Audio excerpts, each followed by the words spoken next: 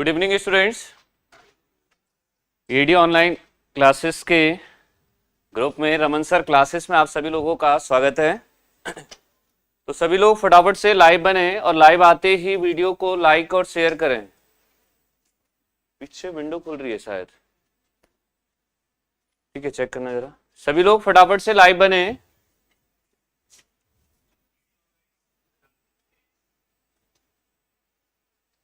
चलिए सभी लोग फटाफट से लाइव बने और वीडियो को लाइक और शेयर करें, ठीक है। आज का जो सेशन आप लोगों का है विक्रांत बैच में, वो आपका बेसिक इलेक्ट्रॉनिक्स की क्लास आपकी, ठीक है। तो फटाफट से लाइव बनते जाएं, फिर स्टार्ट करते हैं। सबसे पहले किसी भी सब्जेक्ट की अगर मैं बात करता हूं तो फर्स्ट बात एग्जामिनेशन की प्रिपरेशन में जो दिमाग में आती है वो आती है कि इस सब्जेक्ट से हमें कितना पढ़ना है और किस टाइप का क्वेश्चन अपने को एग्जामिनेशन में पूछता है, ठीक है। 99% के स्टूडेंट्स के दिमाग में यही बात रहती है कि मुझे क्या क्या पढ़ना है और किस तरह से पढ़ना है। तो इस सब्जेक्ट में आप लोगों को बहुत ज्यादा कुछ चीजें नहीं पढ़नी है, बहुत ज्यादा चीजें पर जाने की जरूरत भी नहीं है।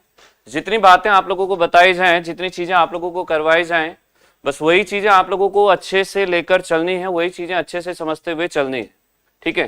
तो सब्जेक्ट है आपका बेसिक इलेक्ट्रॉनिक्स। सबसे पहले मैं बात करता हूं अपने सिलेबस की कि आप लोगों को चीजें क्या क्या लेकर चलनी है, ठीक है। देखिए यहां से अगर मैं बात भी करता हूं कि इस सब्जेक्ट में आप लोगों को क्या क्या चीजें डिस्कस की जाएंगी या क्या क्या आपको पढ़ना है।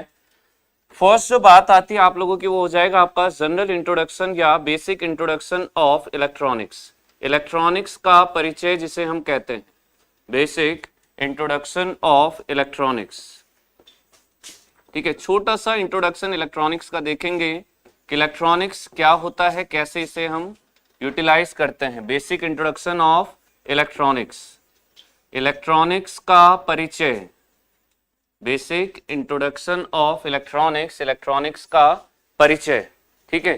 दूसरी बात आती है आपकी, ठीक थोड़ा सा इसको इंट्रोड्यूस करने के बाद नेक्स्ट बात की तरफ मैं बढ़ता हूं तो वो बढ़ता आपका, या आगे हम लोग देखेंगे कुछ महत्वपूर्ण परिभाषाएं, सम इंपॉर्टेंट डेफिनेशन, कुछ महत्वपूर्ण परिभाषाएं, some important definitions, some important definitions, जो आप लोग कुछ बेसिक इलेक्ट्रिकल में भी पढ़े होंगे और यहां हमें आगे बेसिक इलेक्ट्रॉनिक्स में भी उसका जरूरत पड़ेगा, ठीक है।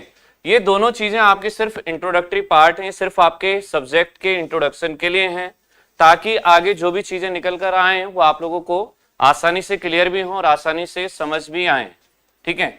अब यहीं से आगे मैं बात करता हूं, इसके बाद आप लोगों का मेन सिलेबस स्टार्ट होता है। तो सबसे पहला जो चैप्टर आप लोगों का वो है आपका semiconductor materials and its properties, अर्धचालक तत्व या अर्धचालक व उनके गुण, ठीक है। अगला जो चैप्टर आता है आपका सेमीकंडक्टर्स एंड इट्स प्रॉपर्टीज, अर्धचालक व उनके गुण, ठीक है। कि डिफरेंट टाइप के सेमीकंडक्टर्स की हम बात करेंगे, विभिन्न प्रकार के अर्धचालकों की हम लोग बात करेंगे और उनके डिफरेंट टाइप की प्रॉपर्टीज को देखेंगे और उन प्रॉपर्टीज के एप्लीकेशंस को देखेंगे कि कहां पर उन गुणों का यूज और किस तरह से करता है, ठीक है।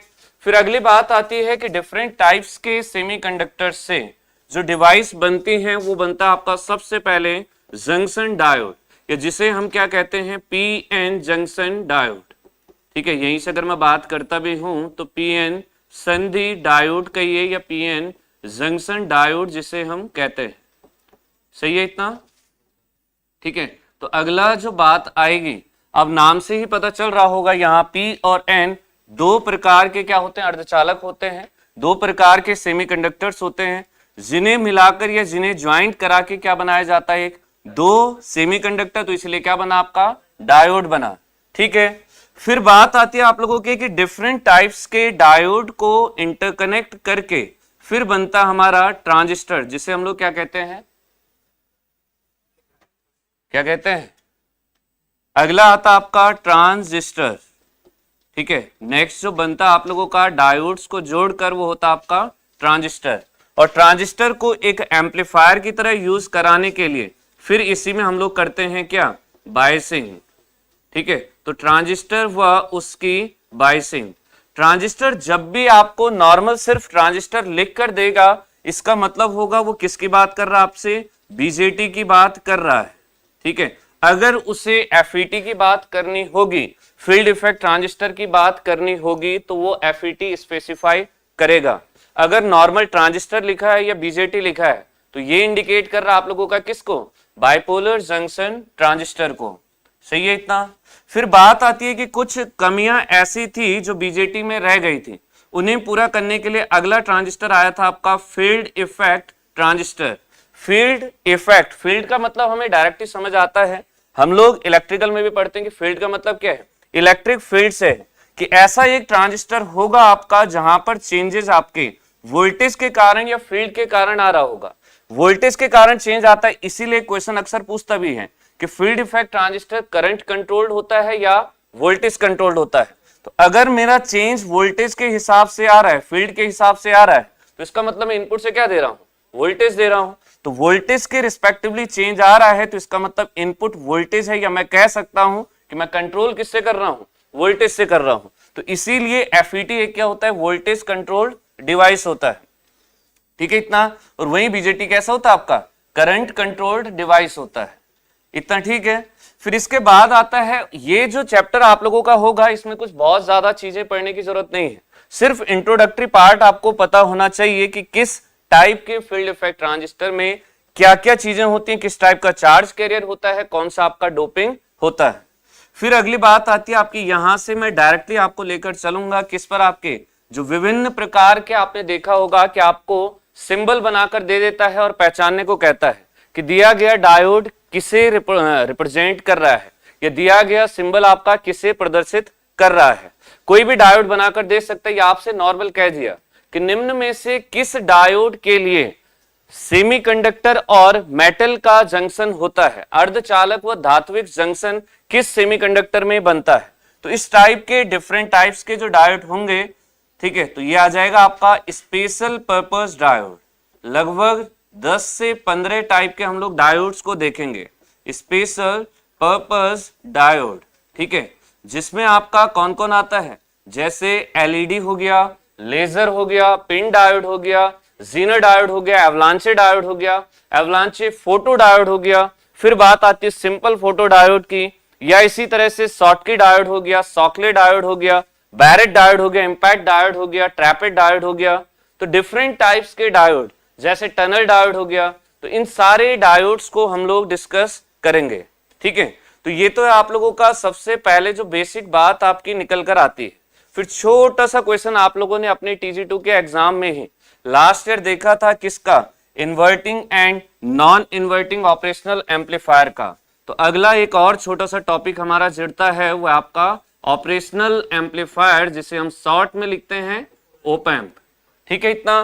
फिर यहां से भी इसका बेसिक इंट्रोडक्शन, जैसे क्वेश्चंस आपको पूछता भी है कि इनपुट इंपीडेंस कैसा होता है ओप एम्प का, या आपके दो टाइप के क्वेश्चन पूछेगा, या तो लिख कर देगा कि इनपुट इंपीडेंस कैसा होता है ओप एम्प का, और दूसरा क्वेश्चन लिख कर देगा कि आदर्श ओप एम्प के लिए इनपुट इंपीडेंस कितना होता है। दोनों चीजों में डिफरेंस है, दोनों क्वेश्चंस में डिफरेंस और दोनों आंसर्स में भी डिफरेंस है। यहीं से एक छोटी सी बात और निकल कर आती है आपकी, वो होता है आपका ऑसिलेटर। ठीक है, तो लास्ट जो चैप्टर हमारा होगा वो होगा आपका ऑसिलेटर। ठीक है, चैप्टर्स के नाम देखकर ये मत सोचिएगा कि हमें बहुत ज्यादा चीजें पढ़ने की जरूरत है। जितने नाम दिख रहे हैं उस हिसाब से डेटा आप लोगों को नहीं करना है। ठीक है, हमें सिर्फ इनका बेसिक इंट्रोडक्शन होना जरूरी है, हमें सिर्फ बेसिक जानकारी होना जरूरी है। ठीक है, बाकी बहुत ज्यादा डिटेल में जाने की जरूरत नहीं है। ठीक है, ऑनलाइन वाले स्टूडेंट एक बात को ध्यान से सुन लें, कमेंट से कुछ नहीं होना है। ठीक है, तो कोशिश करें आप सिर्फ स्क्रीन की तरफ ज्यादा देखें, बाकी जो भी डाउट रहता है वो एक ही बार आपके कमेंट्स को देखेंगे बीच बीच में, वो आप उस टाइम पूछ लें। ठीक है, तो ये आपका जनरल सिलेबस है जो हम लोग डिस्कस करेंगे, तो इसे चाहें तो फटाफट से नोट डाउन कर लें और चाहें तो इसको पिक्चर क्लिक कर लें। ठीक है, साइंटिफिक असिस्टेंट का बैच कब आएगा? ठीक है, सैटरडे तक आ जाएगा भाई, इतना ठीक है? जी सर, भाई इतना ठीक है? ठीक है, अच्छा अब यहीं से एक क्वेश्चन आप लोगों का थ्योरेटिकल क्वेश्चन ईएससी के एग्जाम में आया हुआ क्वेश्चन है। क्वेश्चन था आपका कि electronics is the branch of engineering, सिर्फ इतना सा क्वेश्चन कि इलेक्ट्रॉनिक्स अभियांत्रिकी की वह शाखा होती है, और 4 ऑप्शंस दे देता है कि कौन सी ब्रांच होती है। तो वही बात को हम डिस्कस करेंगे अपने फर्स्ट चैप्टर में, किसमें, बेसिक इंट्रोडक्शन ऑफ इलेक्ट्रॉनिक्स में। तो स्टार्ट करते हैं अपने बेसिक इंट्रोडक्शन को, फटाफट से चैप्टर लिखें, बेसिक इंट्रोडक्शन, ठीक है, इलेक्ट्रॉनिक्स का परिचय।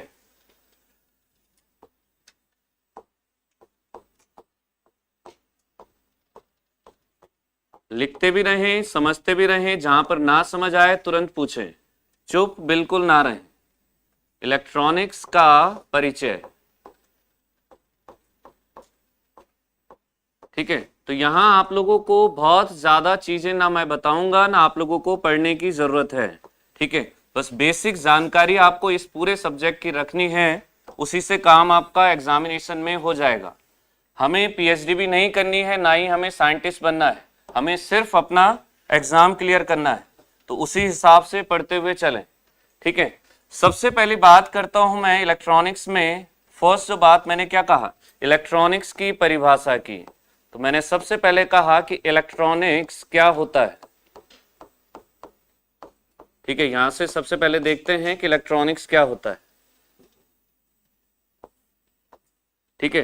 तो बात करते हैं इलेक्ट्रॉनिक्स की।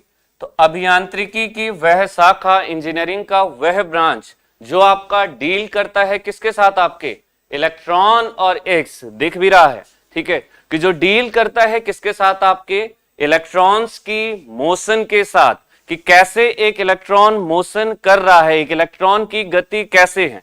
अलग अलग मटेरियल के लिए, वो हो सकता है वैक्यूम के लिए वो हो सकता है गैस के लिए, वो हो सकता है सॉलिड के लिए हो। तो अलग अलग तत्व के लिए इलेक्ट्रॉन्स किस प्रकार से मूव कर रहा है, उन सभी बातों का अध्ययन जो किया जाता है वो किस ब्रांच में किया जाता है, आपका इलेक्ट्रॉनिक्स में किया जाता है, ठीक है। तो स्टार्ट करते हैं यहां से। क्या कहा आपका, हिंदी में लिखना है इंग्लिश में लिखना है, हिंदी में लिखना है, ठीक है। अभियांत्रिकी की वह शाखा, अभियांत्रिकी, टेंशन ना लो, मैं इंग्लिश में पूरा सेंटेंस कहूंगा, ठीक है। अभियांत्रिकी की वह शाखा, इंजीनियरिंग की वह ब्रांच, अभियांत्रिकी की वह शाखा जो इलेक्ट्रॉन्स के मोशन का, जो इलेक्ट्रॉन्स के मोशन का, अब ठीक है, जो इलेक्ट्रॉन्स के मोशन का अध्ययन कराती है, ठीक है, इलेक्ट्रॉन्स के मोशन का अध्ययन कराती है, ठीक है। तो क्या कहा आपको कि इंजीनियरिंग की वह branch, the branch of engineering that deals with the motion of electrons, की इलेक्ट्रॉनिक्स इंजीनियरिंग की वह शाखा होती है जो क्या करती है, आपके इलेक्ट्रॉन्स के मोशन का अध्ययन कराती है। फर्स्ट बात इतना ही आप लोगों को बस याद रखना है, डायरेक्ट ऑप्शन में आपको आंसर मिल जाएगा। अब अगली बात आती है कि यहीं से अगर मैं देखता हूं, नेक्स्ट आता है कि कुछ चीजों को अक्सर मुझे पूछता है, जैसे डायोड की खोज किसने की थी, हु इन्वेंट द डायोड, या इसी तरह से पूछ देगा आपको कि इलेक्ट्रॉनिक्स में फर्स्ट एम्पलीफाइंग डिवाइस कौन सा था, पहले प्रवर्धक युक्ति कौन सी थी, ठीक है। या फिर इसी तरह से एक क्वेश्चन, डायोड और ट्रांजिस्टर में सबसे ज्यादा परेशान करता है कि ट्रांजिस्टर की खोज किसने की थी, हु इन्वेंट्स द ट्रांजिस्टर। तो बहुत ज्यादा बातें ना बताते हुए सिंपल सा 2-3 डिवाइसेस की मैं बात आपसे करूंगा, जिसमें सबसे पहले बात आती है आपकी वैक्यूम डायोड की, ठीक है। फर्स्ट आता आपका वैक्यूम डायोड, फिर इसी तरह से दूसरा आता आपका वैक्यूम ट्रायोड, ठीक है, वैक्यूम ट्रायोड, और फिर आता आपका ट्रांजिस्टर, ठीक है, ट्रांजिस्टर, सही है इतना।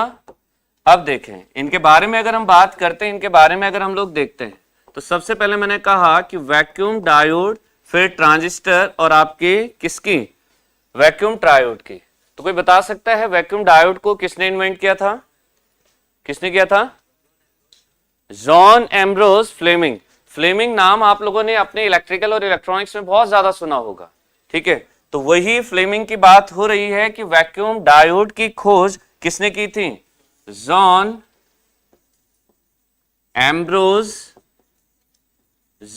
Ambrose Fleming. ठीक है, जिसके आप दाएं और बाएं हाथ का खेल पढ़ते हैं, यही था वो। ठीक है, तो जॉन एम्ब्रोज फ्लेमिंग। फिर बात आती है वैक्यूम ट्रायोड की, इसकी किसने की थी? हाँ, किसने की थी? ली डी फॉरेस्ट।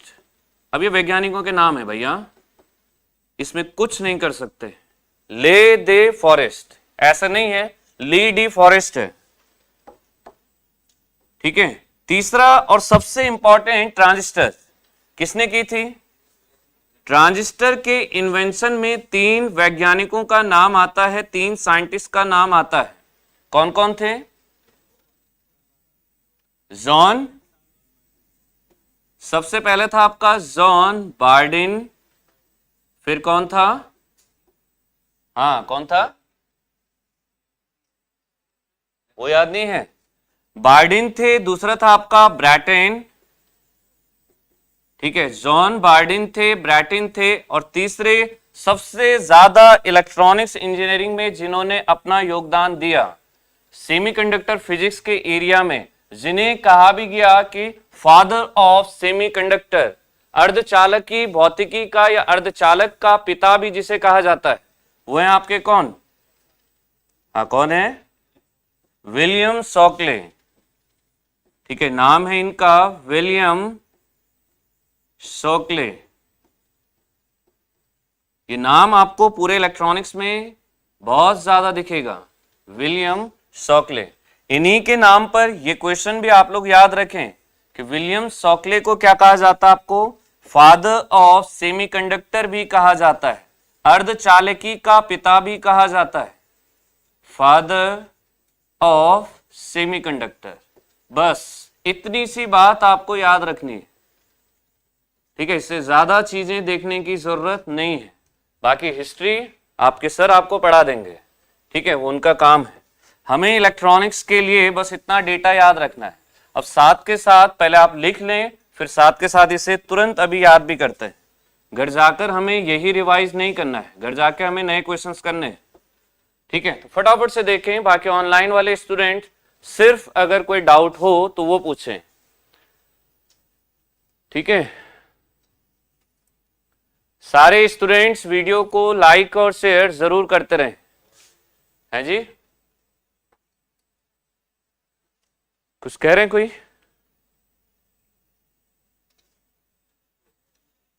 हो गया?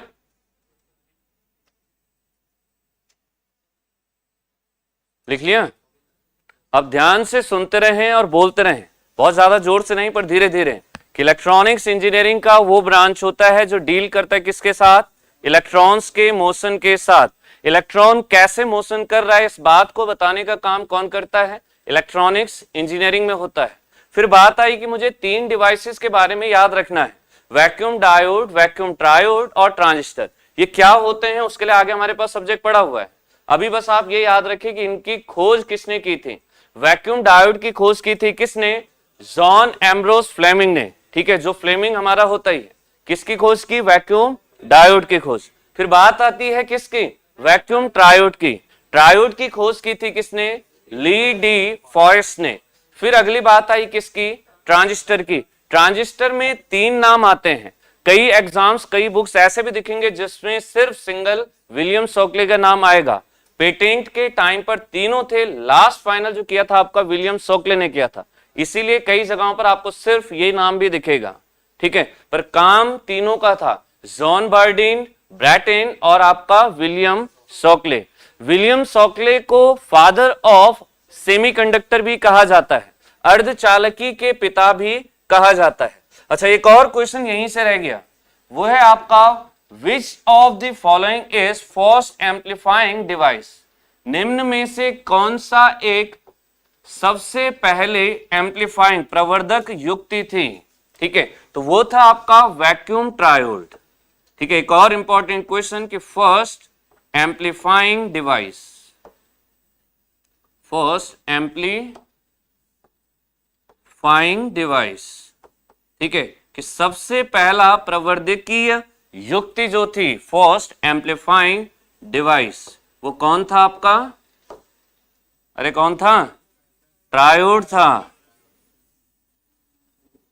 ठीक है, तो 2-3 क्वेश्चंस निकल कर आ गए कि पिता किसके? अरे हाँ, सेमीकंडक्टर के यार। अर्धचालकी के पिता किसे कहा जाता है? विलियम शॉकले को कहा जाता है। चीजें जैसे दिख रही हैं वैसे दिमाग में भी आते रहनी चाहिए, बाद में भी अगर यही चीज पढ़नी है तो वेस्टेज ऑफ टाइम है। ठीक है, लिख लिया?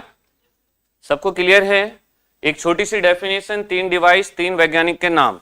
ठीक है, और वहां से 2 क्वेश्चन और तैयार कि वैक्यूम ट्रायोड पहली एम्पलीफाइंग डिवाइस थी और शॉकले जी कौन थे? हमारे सेमीकंडक्टर के पिता थे। ठीक, लिख लिया सबने? बढ़े आगे। नमस्कार जी, नमस्कार।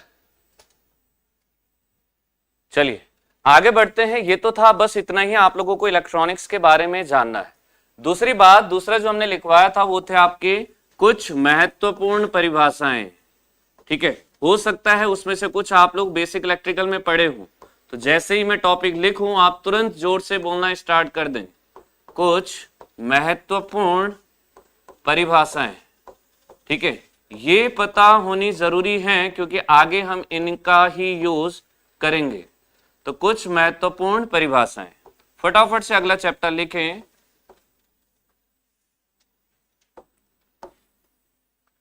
कहीं पर ना समझ आए या ऐसा लगे कि कुछ छूट गया है तो तुरंत पूछें। ठीक है, घर की नई दुल्हन की तरह मुंह ना बनाएं, ना ही चुपचाप रहें। सही है? चलिए सबसे पहले मैं डेफिनेशन की बात करता हूं, शायद आपने सुना भी होगा। एक छोटी सी टर्म मैंने आपके सामने पर लिखी, ड्रिफ्ट वेलोसिटी। सुना है कहीं? सुना है? क्या सुना है इसके बारे में? ये होता आपका अपवाह वेग। सही कहा? ये आपने बेसिक इलेक्ट्रिकल में पढ़ा होगा। क्या होता है ये जरा बताना इसके बारे में। मुझे नहीं सुनाई दे रहा है या तुम बोल ही नहीं रहे हो? तो बोलो फिर। क्या होता है ड्रिफ्ट वेलोसिटी? कौन बोलेगा या बोलेगी? बोलेगी भी अपनी क्लास में तो। हाँ, इलेक्ट्रॉन का प्रवाह इलेक्ट्रॉन की, कुछ भी जो समझ आ रहा है बोलते रहे। हाँ, 10⁻⁻8 से। चलो वैल्यू को छोड़ो, पहले ये बताइए होता क्या है। ड्रिफ्ट वेलोसिटी की बात की, अपवाह वेग की बात की कि ये क्या होता है। ध्यान से देखते रहे ऑनलाइन वाले स्टूडेंट, कॉपी और पेन पर और बोर्ड पर ज्यादा ध्यान रखें, कमेंट्स में ज्यादा ध्यान ना रखें। बहुत ज्यादा जरूरी हो तभी कमेंट करें। हाँ जी, वेलोसिटी से समझ आता है कि क्या आपका वेग है। ठीक है, ड्रिफ्ट का मतलब मुझे एक बात समझ आती है कि प्रवाह एक चीज होती है कि वो अपने आप हो रहा है, और अपवाह का मतलब है कि किसी को जबरदस्ती वेग दिया जा रहा है। ठीक है, तो दिमाग में छोटी सी बात आती है कि इलेक्ट्रिकल इलेक्ट्रॉनिक्स की अगर मैं बात कर रहा हूं तो ये वेग है, और यहां पर वेग डिवाइस का नहीं होगा, वेग होगा किसका? आवेश वाहक का, चार्ज कैरियर का।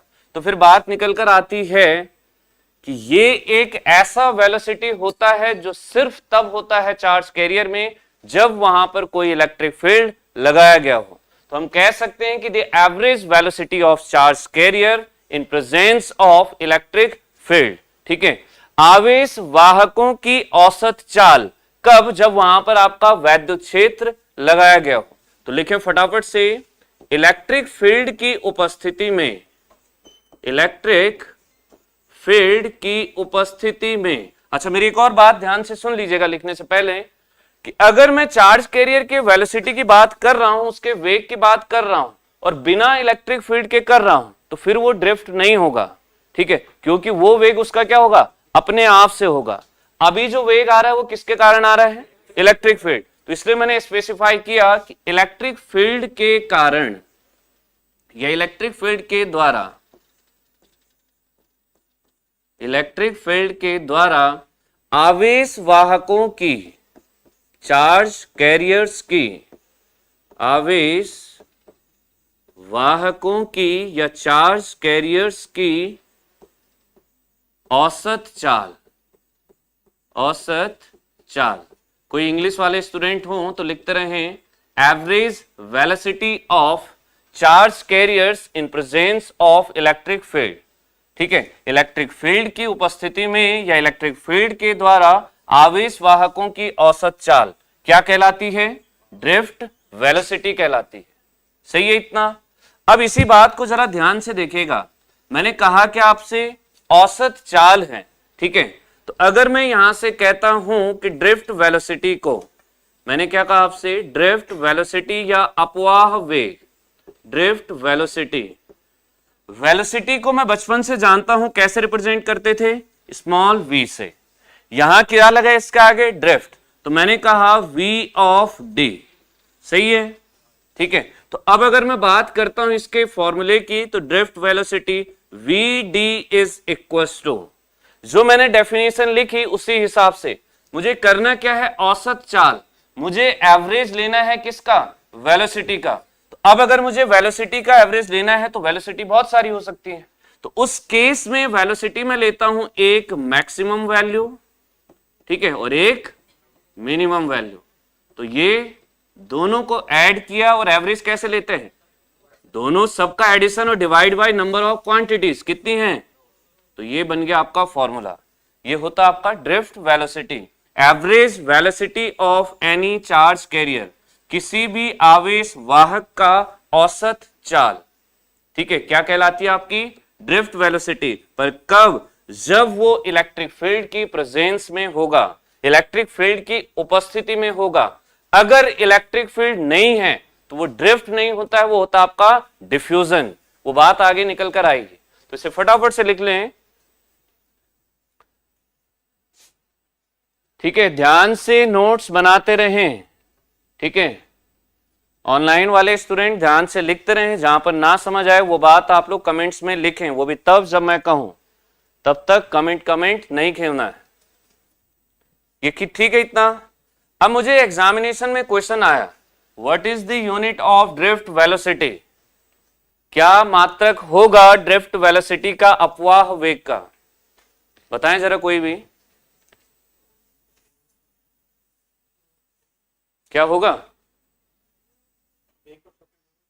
क्या होगा? वेग पर सेकेंड। आपको नहीं लगता है कि वेग आपने फिर से क्वांटिटी कह दी है कोई? मीटर प्रति सेकेंड। यहां अगर मैं देखूं तो ये क्या है आपकी? Maximum velocity. ये क्या है? मिनिमम वेलोसिटी है, तो वेलोसिटी, ठीक है। और वेलोसिटी ही मैं निकाल भी रहा हूं, तो वेलोसिटी का यूनिट क्या होता है? मीटर पर सेकेंड, यही तो होता है। तो यही इसका मात्रक भी निकल कर आता है, ठीक है। क्या कहा आपका? मीटर प्रति सेकेंड या सेंटीमीटर प्रति सेकेंड। क्लियर है इतना? वेलोसिटी है चार्ज कैरियर की, ठीक है, कुछ चेंज नहीं आया है, ओवरऑल है क्या आपका? ये वेलोसिटी है। इतना सही है? तो इसे फटाफट से लिख लें।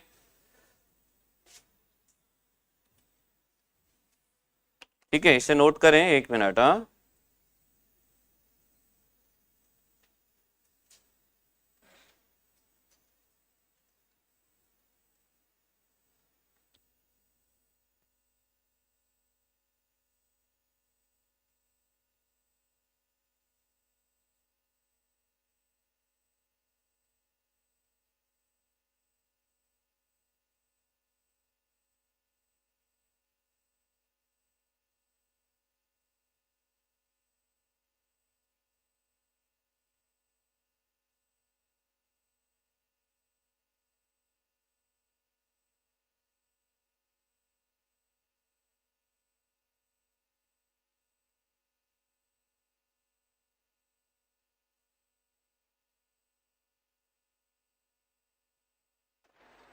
तो ये हो गया आपका ड्रिफ्ट वेलोसिटी।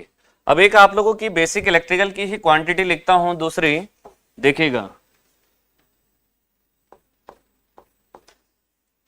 यहां से मैंने कहा इलेक्ट्रिक फील्ड वैद्युत क्षेत्र या फिर इलेक्ट्रिक फील्ड, वैद्युत क्षेत्र या फील्ड ग्रेडियंट क्या होता है? फील्ड ग्रेडियंट, वैद्युत क्षेत्र या विभव प्रवणता जिसे हम कहते हैं। सही है? कोई भी स्टूडेंट जिसे जैसा पता हो, टूटा फूटा जितना, बताएं जरा।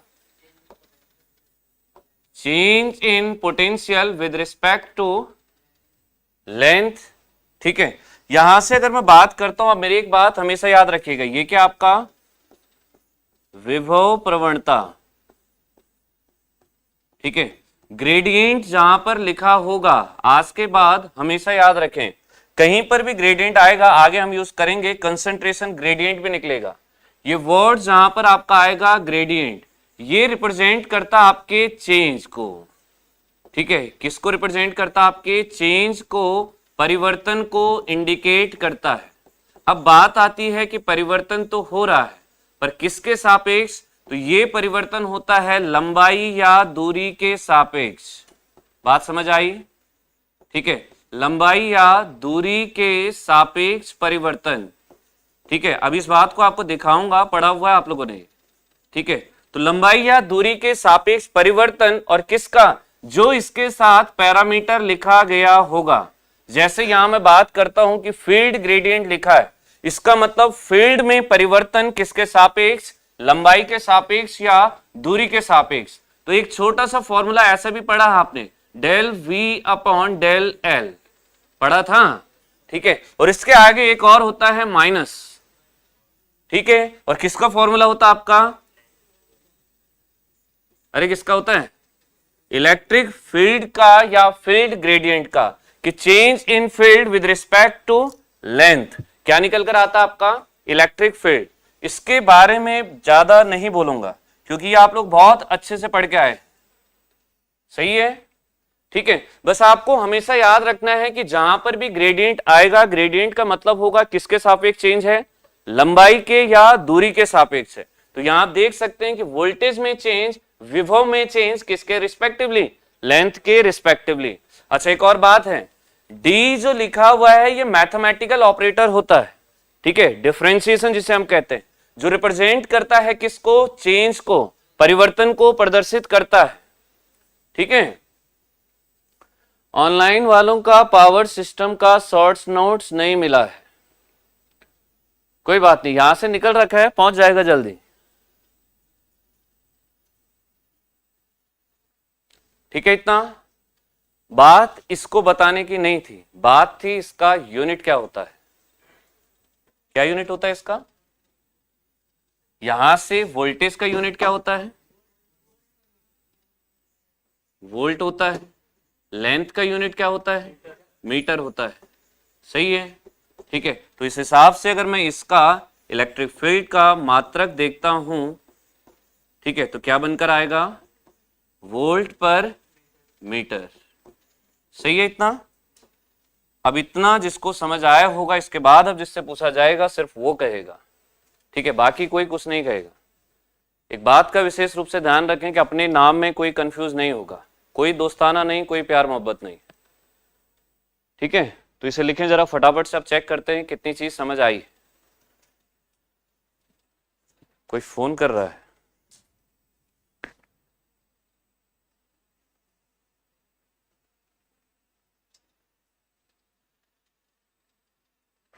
लिख लिया इतना? दो परिभाषाएं आई, ड्रिफ्ट वेलोसिटी और आपका इलेक्ट्रिक फील्ड। ठीक है, बिना कॉपी को देखे हुए, बिना बोर्ड को देखे हुए अपने आप से पूछें कि ड्रिफ्ट वेलोसिटी क्या होता है? एवरेज वेलोसिटी चार्ज कैरियर की जब वहां पर इलेक्ट्रिक फील्ड लगाया जाए। तो हमने क्या कहा कि औसत चाल किसी भी आवेश वाहक की जब इलेक्ट्रिक फील्ड लगाया जाता है। ठीक, इतना तो औसत हमने निकाल लिया, महत्तम वेग और आपका न्यूनतम वेग का एडिशन और डिवाइड बाई 2। मात्रक क्या बना? वेग था तो मीटर पर सेकेंड। ठीक है, फिर बात आई फील्ड ग्रेडियंट की। तो हमने कहा कि सर ग्रेडियंट है तो इसका मतलब लंबाई के साथ परिवर्तित होगा। तो फील्ड की बात की थी, तो फील्ड में चेंज किसके सापेक्ष? लंबाई के सापेक्ष। और ये होता है कि आपका ई। इसके यूनिट को अगर देखते हैं तो वोल्टेज का यूनिट वोल्ट और लंबाई का मीटर, तो वोल्ट पर मीटर। सही है इतना? लिख लिया? बढ़े आगे। अब जिससे पूछा जाए सिर्फ वो कहेगा, हाँ? बाकी कोई कुछ नहीं कहेगा। ज्यादा कहने वाले को घर का दरवाजा भी दिखाया जाएगा, तो इसलिए कोशिश ना करें ऐसे। मोबिलिटी सुना है? कहां सुना है? कहां सुना है? ये तो आपने पढ़ा ही नहीं। पर चार्ज कैरियर की होती है, क्या होती है ना? ना क्या होती है? माँ होती है, बहन होती है। पॉजिटिव और होल्स। कहना क्या चाह रहे हो? नहीं, मैं समझ नहीं पा रहा। मोबिलिटी की बात कर रहा है। क्या होता है मोबिलिटी? कोई बता सकता है मोबिलिटी क्या होता है? बेसिक इलेक्ट्रिकल में पढ़ा है? अरे भानु प्रताप जी, सर पढ़ाएंगे भाई। सर की ही कोचिंग है, सर का ही स्टूडियो है, और सर को ही भगाने की तैयारी कर रहे हो। ठीक है, सर पढ़ाएंगे। सर अपनी क्लासेस जो चल रही हैं वो कंटिन्यू रहेंगे अपने टाइम पर। ठीक है, चलिए। क्या होता है mobility? Movement of electron, charge. अच्छा, मोबाइल आप लोगों के पास, सभी के पास होगा, बटन वाला होगा, कैसा भी होगा, होगा जरूर, है ना? बिना उसके जीवन चलता नहीं है, क्योंकि खाना ना मिले बात बन जाएगी, मोबाइल ना मिले अगर ना, हार्ट अटैक आ जाता है। नहीं, थोड़ी देर के लिए सोच के देखो, अगर किसी से कह दो ना कि मोबाइल खो गया तेरा, तो मोबाइल का मतलब क्या समझे आप? अब ये मत कहना कि फोन समझे। मोबाइल क्या? अच्छा पहले एक बात बताइए, पहले क्या होते थे हमारे घरों में? वो डब्बे वाले फोन होते थे जिसे हम लैंडलाइन कहते थे। ठीक है, उसके बाद इन्वेंट हुआ कौन आपका? मोबाइल। उसे मोबाइल क्यों कहा गया, ये बात पता है किसी को? इधर से उधर ले जा सकते थे, यही कहा किसी ने? तो मोबाइल का मतलब क्या होता है? मूव एबल, ऐसा कोई भी डिवाइस जो मूव कर सकता है एक जगह से दूसरी जगह पर। तो जब मोबाइल समझ आ रहा है तो उस हिसाब से अगर मैं TY लगा रहा हूं किसी भी वर्ड पर, तो इसका मतलब ये उसके गुण को दिखाएगा। तो इसका मतलब मोबिलिटी का मतलब हुआ इधर से उधर जाने का गुण। ठीक है, पर हम पढ़ रहे हैं इलेक्ट्रॉनिक्स को, तो इसका मतलब किसके गुण की बात कर रहा होगा? चार्ज कैरियर के या इलेक्ट्रॉन के। तो यहां मोबिलिटी कहने का मीनिंग अगर मैं समझूं तो मैंने क्या किया? मैंने इस वर्ड को ब्रेक कर दिया। कैसे? मैंने सबसे पहले लिखा कि मोबाइल, या इसको मैंने क्या कहा? Moving plus ability. सही कहा? ठीक है, तो मूविंग का मतलब आपका, मूव का मतलब होता है आपका गति से। ठीक है, और एबिलिटी का मतलब होता है किससे? सामर्थ्य से उसकी। तो इसका मतलब क्या निकल कर आता है कि किसी भी आवेश वाहक का मूव करने का एबिलिटी, कि कोई भी आवेश वाहक, वो हो सकता है इलेक्ट्रॉन हो, वो हो सकता है होल्स हो। ठीक है, अभी हम स्टैंडर्ड लेकर चल रहे हैं कि किसी भी चार्ज कैरियर के गति करने की सामर्थ्य। कहने का मतलब क्या है? कि वो हो सकता है बहुत तेज चल रहा हो। भाई हम लोगों में अगर मैं अपने चलने की बात कहूं, आपस में कहूं कि हम लोगों की गति की एबिलिटी या हमारी मूव करने की एबिलिटी, तो कोई बहुत तेज चलता है, कोई कैसे चलता है? धीरे भी चलता है। तो इसका मतलब यहां से निकल कर आता है, अब मैं अगर यहां से कहूं भी मूविंग एबिलिटी ऑफ या मूविंग कैपेबिलिटी ऑफ किसकी? चार्ज कैरियर की। Moving ability of charge career. ठीक है, क्या कहा? Moving ability of charge career. इसको कहने का मतलब है आवेश वाहकों की, यही तो कहा, आवेश वाहकों की, आवेश वाहकों की गति करने की सामर्थ्य या गति की सामर्थ्य। इसका मतलब, अब थोड़ा सा 1 मिनट सुन लीजिएगा फिर लिख लीजिएगा। इसका मतलब है कि मोबिलिटी क्या दिखाता है? कि कोई इलेक्ट्रॉन या कोई चार्ज कैरियर कितनी तेजी से चल रहा है, कितनी तेजी से प्रवाहित हो रहा है। उस बात को कौन रिप्रेजेंट करता है? मोबिलिटी रिप्रेजेंट करता है। गतिशीलता कहा भी है, शीलता गुण है और गति उसका काम है। सही है? इतना नहीं समझ आ रहा हो तो साथ के साथ बोलते रहें, लिखें इसे। सर आपका नोट्स, अरे नोट्स के साथ ही अटैच कर दें। हाँ, जहां पर सर के नोट्स बने हुए हैं उसी से आगे अटैच कर दें, ठीक है, इसीलिए क्लास नंबर भी उसी सीक्वेंस में लगा हुआ है।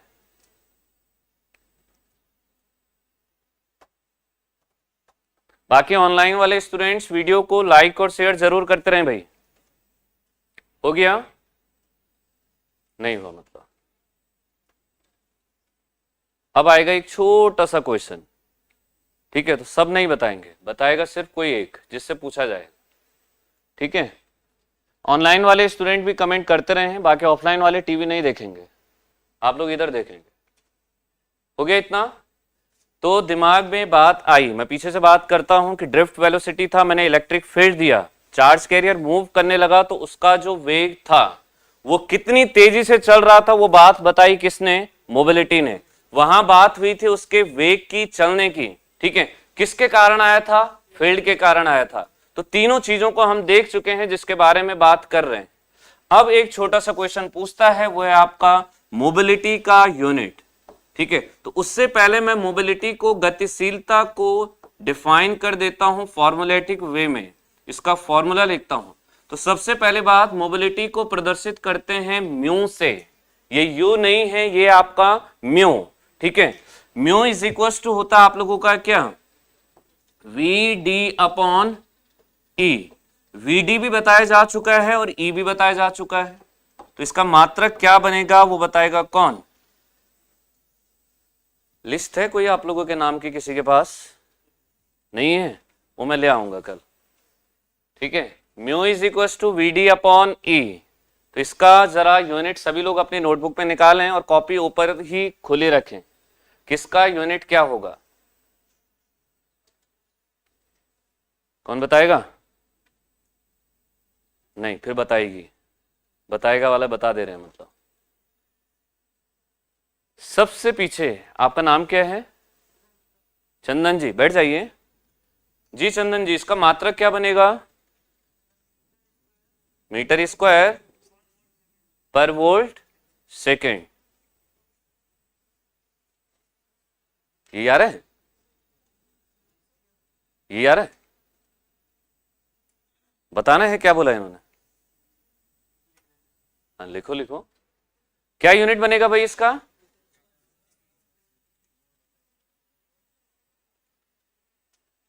ड्रिफ्ट वेलोसिटी का क्या यूनिट आया था?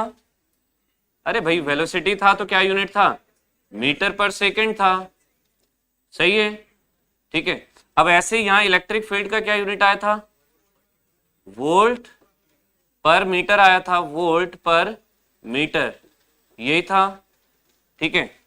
अब इसको लिखना कैसे है ध्यान से देखिएगा। अगर मैं इसके मात्रक को ही, इसके यूनिट को ही नॉर्मली लिखता हूं तो ऊपर निकल रहा है क्या मेरा? मीटर पर सेकेंड, यही है, ठीक है। और नीचे वाले के लिए क्या निकल रहा है? वोल्ट पर मीटर, ऐसे बन रहा है, ठीक है। और यहां पर बराबर था, ठीक है। बचपन में क्या करते थे? 1 2 3 4, 1 2 3 और 4, ठीक है। 4 जाता है 1 के साथ, 3 जाता है 2 के साथ, ठीक है। तो ये वोल्ट जाएगा यहां तो वोल्ट सेकेंड, और मीटर जाएगा ऊपर तो मीटर गुणे मीटर कितना हो जाएगा? मीटर स्क्वायर हो जाएगा। तो इसका मतलब मात्रक जो बन रहा है वो बन रहा है आपका मीटर स्क्वायर पर वोल्ट इंटू सेकेंड। तो ये आ गया आपका पर वोल्ट सेकेंड, सही है, ठीक है। तो ये यूनिट को जरूर याद रखें, मोबिलिटी का यूनिट बहुत ज्यादा पूछता है एग्जामिनेशन में, ठीक है। वो हो सकता है ऐसे लिख कर दे, या फिर आपसे मीटर की जगह कह सकता है सेंटीमीटर भी, तो सेंटीमीटर स्क्वायर पर वोल्ट सेकेंड, ठीक है। वो ऐसे भी लिखकर दे सकता है, क्योंकि सेमीकंडक्टर की बात कर रहा है तो मीटर में हम लोग जनरली जाते नहीं है, हमारी डिवाइसेस सेंटीमीटर में ही होती है, ठीक है। इतना अरे समझ आ भी रहा है, ठीक है।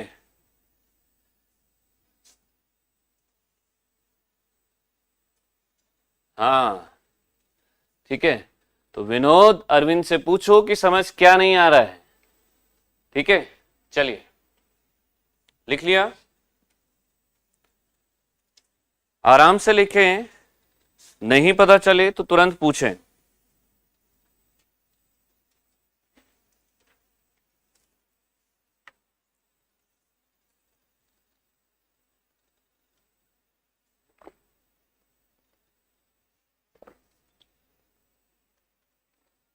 यहां तक ठीक है? आप लोगों ने अगर डाउट नहीं पूछा और जब मैं पूछूंगा उस टाइम अगर तुम्हारा कोई डाउट निकला तो वो ना तुम्हारे लिए अच्छा होगा ना मेरे लिए अच्छा होगा। तो इसलिए कोशिश करें कि अगर आपको समझ ना आ रहा हो तो आप तुरंत पूछें, ठीक है? चलिए, नेक्स्ट आता आपका मोबिलिटी हो गया, इलेक्ट्रिक फील्ड हो गया और ड्रिफ्ट वेलोसिटी हो गया।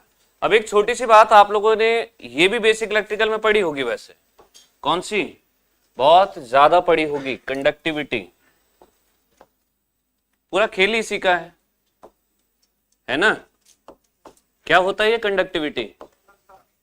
वो तो मुझे भी पता है, होता क्या है ये बताओ ना। इलेक्ट्रॉन और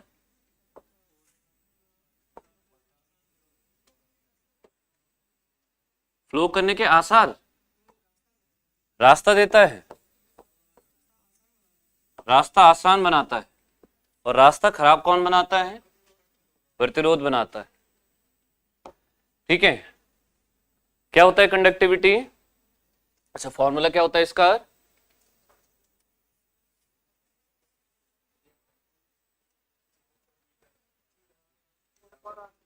ध्यान से देखते रहें, समझते रहें, ठीक है? सर की क्लासेस होंगी भाई, सर की जो क्लास चल रही है वो एज इट इज चलते रहेंगी, ठीक है? इन चीजों को मैं ज्यादा डिटेल में इसलिए नहीं पढ़ा रहा हूं क्योंकि आपके बेसिक इलेक्ट्रिकल में हो रखे हैं। मैं सिर्फ एक रिमाइंडर आप लोगों को दे रहा हूं कि ये भी चीजें होती हैं, ठीक है? बाकी ये सारा पोर्शन आपका कॉमन पार्ट है जो आप लोग ऑलरेडी पढ़कर आए।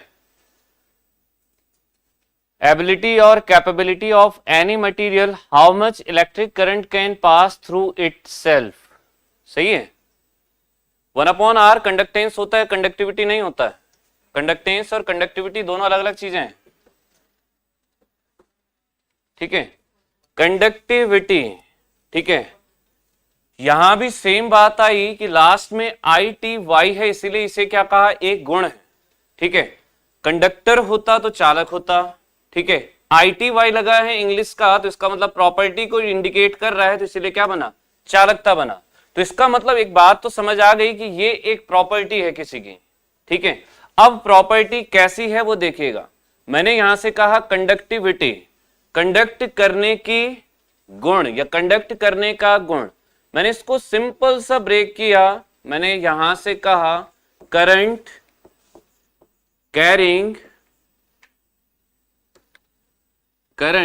Carrying ability. सिंपल सी बात कही, करंट कैरिंग एबिलिटी। बाकी डिटेल में आप पढ़े होंगे, ठीक है? धारा को प्रवाह कराने की सामर्थ्य, सही कहा, ठीक है? वही आपकी क्या होती है? चालकता होती है। अगर किसी मटेरियल में मैं कह रहा हूं कि धारा ज्यादा प्रवाह करा पा रहा है तो इसका मतलब हाईली कंडक्टिव है, ठीक है? उसकी चालकता ज्यादा है। अगर कोई मटेरियल लेस कंडक्टिव करा पा रहा है, लेस चालकता है उसकी, या कम चालक कर पा रहा है तो उसकी कम चालकता है। तो इसका मतलब कंडक्टिविटी क्या रिप्रेजेंट करता है कि कोई मटेरियल करंट को कितना फ्लो करा पा रहा है, ठीक है? तो करंट को कैरी करने का एबिलिटी या कैपेबिलिटी जो होता है वो कौन इंडिकेट करता है आपका? या वो क्या कहलाता है आपका? कंडक्टिविटी कहलाता है, ठीक है? तो धारा को, ठीक है, सिंपल सी बात मैं कहूं, धारा को प्रवाहित कराने की सामर्थ्य, ठीक है? सिंपल से शब्दों में कह रहा हूं, धारा को प्रवाहित कराने की सामर्थ्य, ठीक है? मैं आपको एक बात फिर से बता दूं कि ये सिर्फ मैं आपको इंट्रोड्यूस करवा रहा हूं चीजों से, बाकी चीजें आप लोग पढ़े हुए हैं, ठीक है? धारा को प्रवाहित कराने की सामर्थ्य, ठीक है? ये टॉपिक हमारे नहीं है, बस इन चीजों का आगे यूज होना है, इसलिए पहले इन्हें बता रहे हैं, ठीक है? तो धारा को प्रवाहित कराने की सामर्थ्य मतलब धारा ज्यादा प्रवाहित हो रही है तो हाईली कंडक्टिव है, धारा कम प्रवाहित हो रही है तो लेस कंडक्टिव है, ठीक है? तो जितनी करंट फ्लो हो रही है या जितनी ज्यादा फ्लो हो रही है उस गुण को प्रदर्शित करता है कौन? आपका कंडक्टिविटी, ठीक? इतना। अब बात आती है, अगर मैं यहां से कहूं कि चालकता का फॉर्मूला क्या होता है? क्या होता है? कंडक्टिविटी को रिप्रेजेंट करते हैं सिग्मा से, इसे कहते हैं सिग्मा, ठीक है? और सिंपल सा फॉर्मूला हमने क्या कहा कि ये व्युत्क्रमानुपाती होता है किसके? जो इसका अपोज करेगा। और अभी आपने कहा कौन अपोज करता है? प्रतिरोध। तो प्रतिरोध आता तब जब हम कंडक्टर कह रहे होते हैं। हम अगर गुण को लेकर चल रहे हैं तो प्रतिरोध का भी क्या लेंगे? गुण लेंगे। तो इसका मतलब प्रतिरोधकता लेंगे। तो रेजिस्टिविटी को रिप्रेजेंट करते हैं रो से। ठीक है, तो 1/रो इसका क्या होता है? आपका जनरल फॉर्मूला होता है। ठीक है, यहां से अगर मैं रो की बात भी करता हूं तो ये रो क्या आपका रेजिस्टिविटी या प्रतिरोधकता। ठीक है, जिसे हम और क्या कहते हैं? स्पेसिफिक रेजिस्टेंस भी कहते हैं, विशिष्ट प्रतिरोध भी कहते हैं। सही है इतना?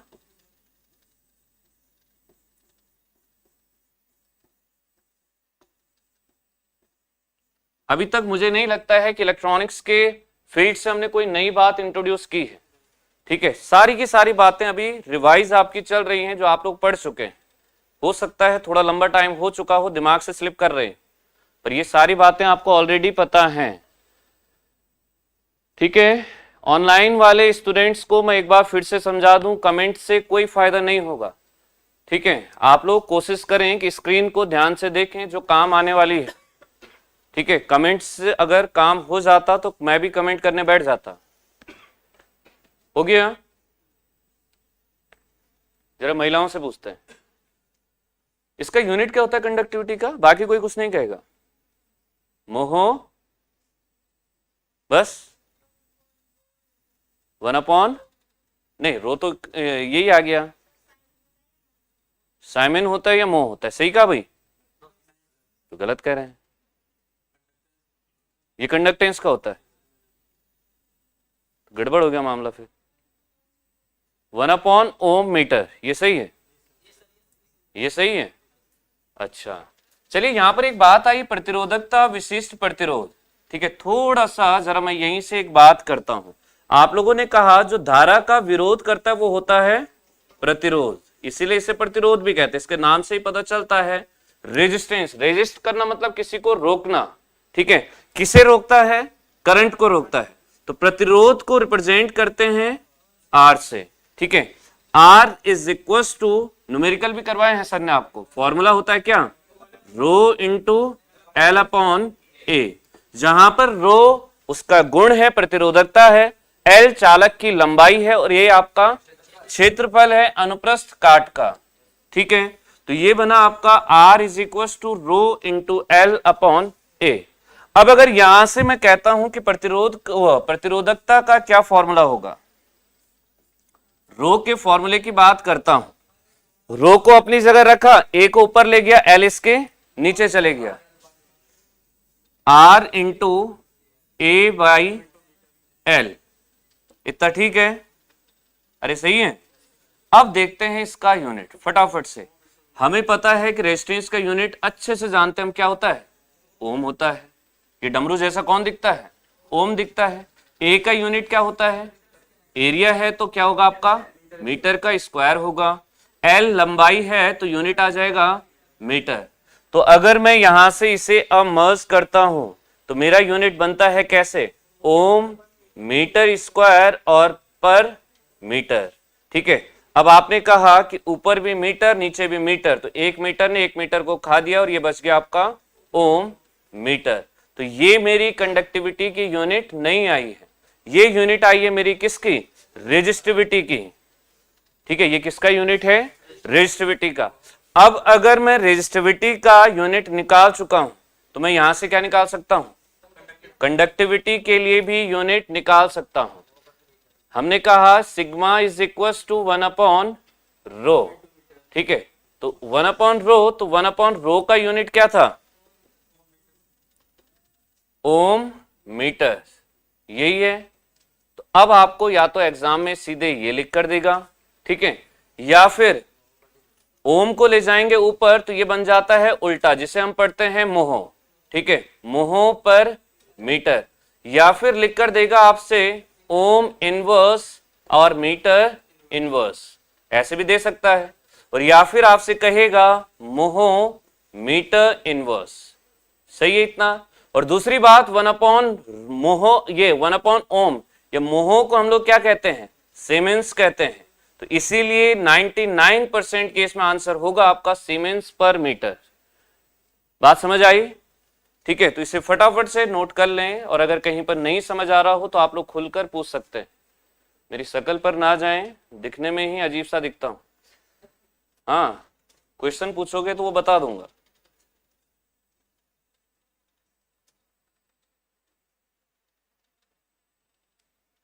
तो यहां से डिफरेंट टाइप से आपका आंसर दे सकता है, या अलग अलग रिप्रेजेंटेशन है जो आपको एग्जामिनेशन में दिख सकती है। कोई भी इनमें सबसे ज्यादा जो दिखती है वो सीमेंस पर मीटर ही दिखेगा, या सीमेंस पर सेंटीमीटर हो सकता है। तो दोनों यूनिट निकल कर आ गई, आपकी रेजिस्टिविटी की भी आ गई और कंडक्टिविटी की भी आ गई। क्लियर है इतना? ऑनलाइन वाले स्टूडेंट अगर कोई डाउट हो तो आप लोग पूछें, ठीक है? डाउट वाला क्वेश्चन बार बार रिपीट करें, फालतू की बातों को रिपीट ना करें, ठीक है? देख रहे हो विनोद ऑनलाइन वालों के ऊपर से निकल जा रहा है, सही है ना? अच्छी बात भी है, ठीक है? उस विनोद से कहो कि देख रहा है अरविंद, ऑनलाइन वाले समझना ही नहीं चाह रहे हैं, इसलिए उनके ऊपर से जा रहा है। समझ आया? वैसे ये विनोद है कौन, पहले आया है क्लास में? है?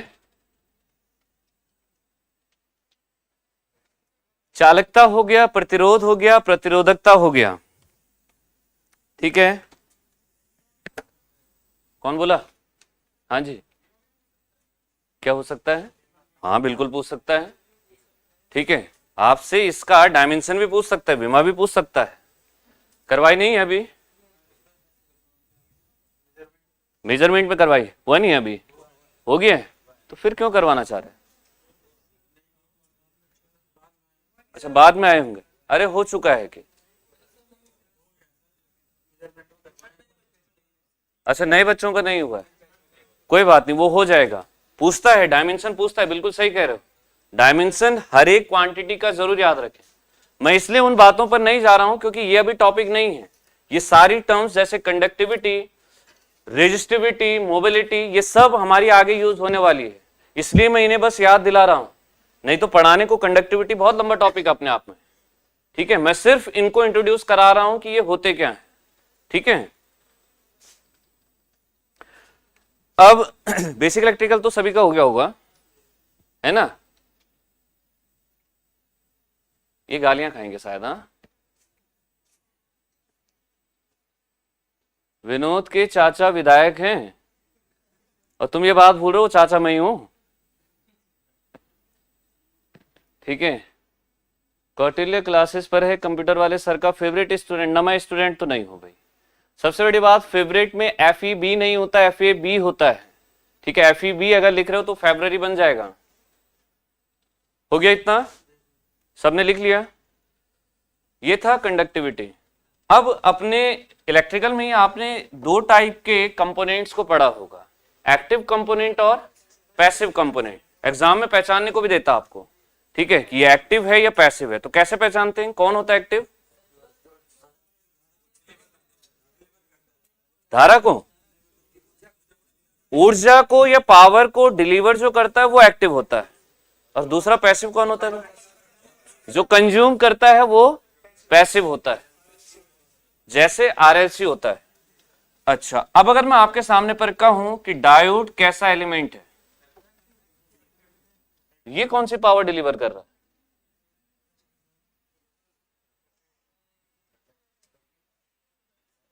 अच्छा, ट्रांसफॉर्मर कैसा है?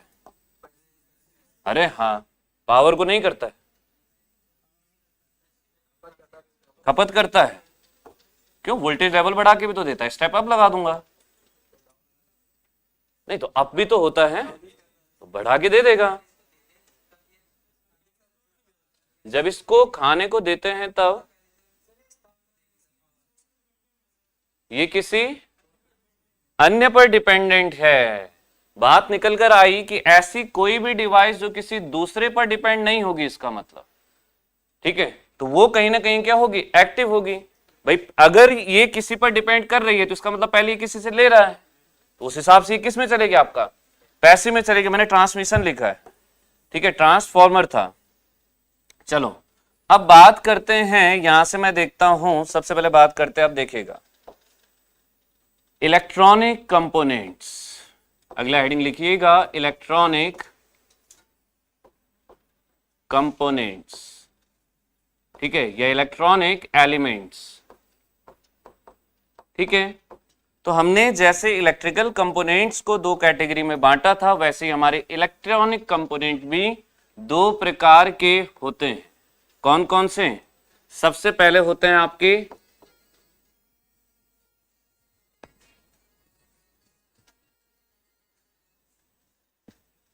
साउंड भी आ रहा है, सेमीकंडक्टर डिवाइस मैक्सिमम एक्टिव होती हैं क्योंकि उनका ही कट इन वोल्टेज होता है। नहीं नहीं नहीं, कट इन वोल्टेज बाहर से देना पड़ता है।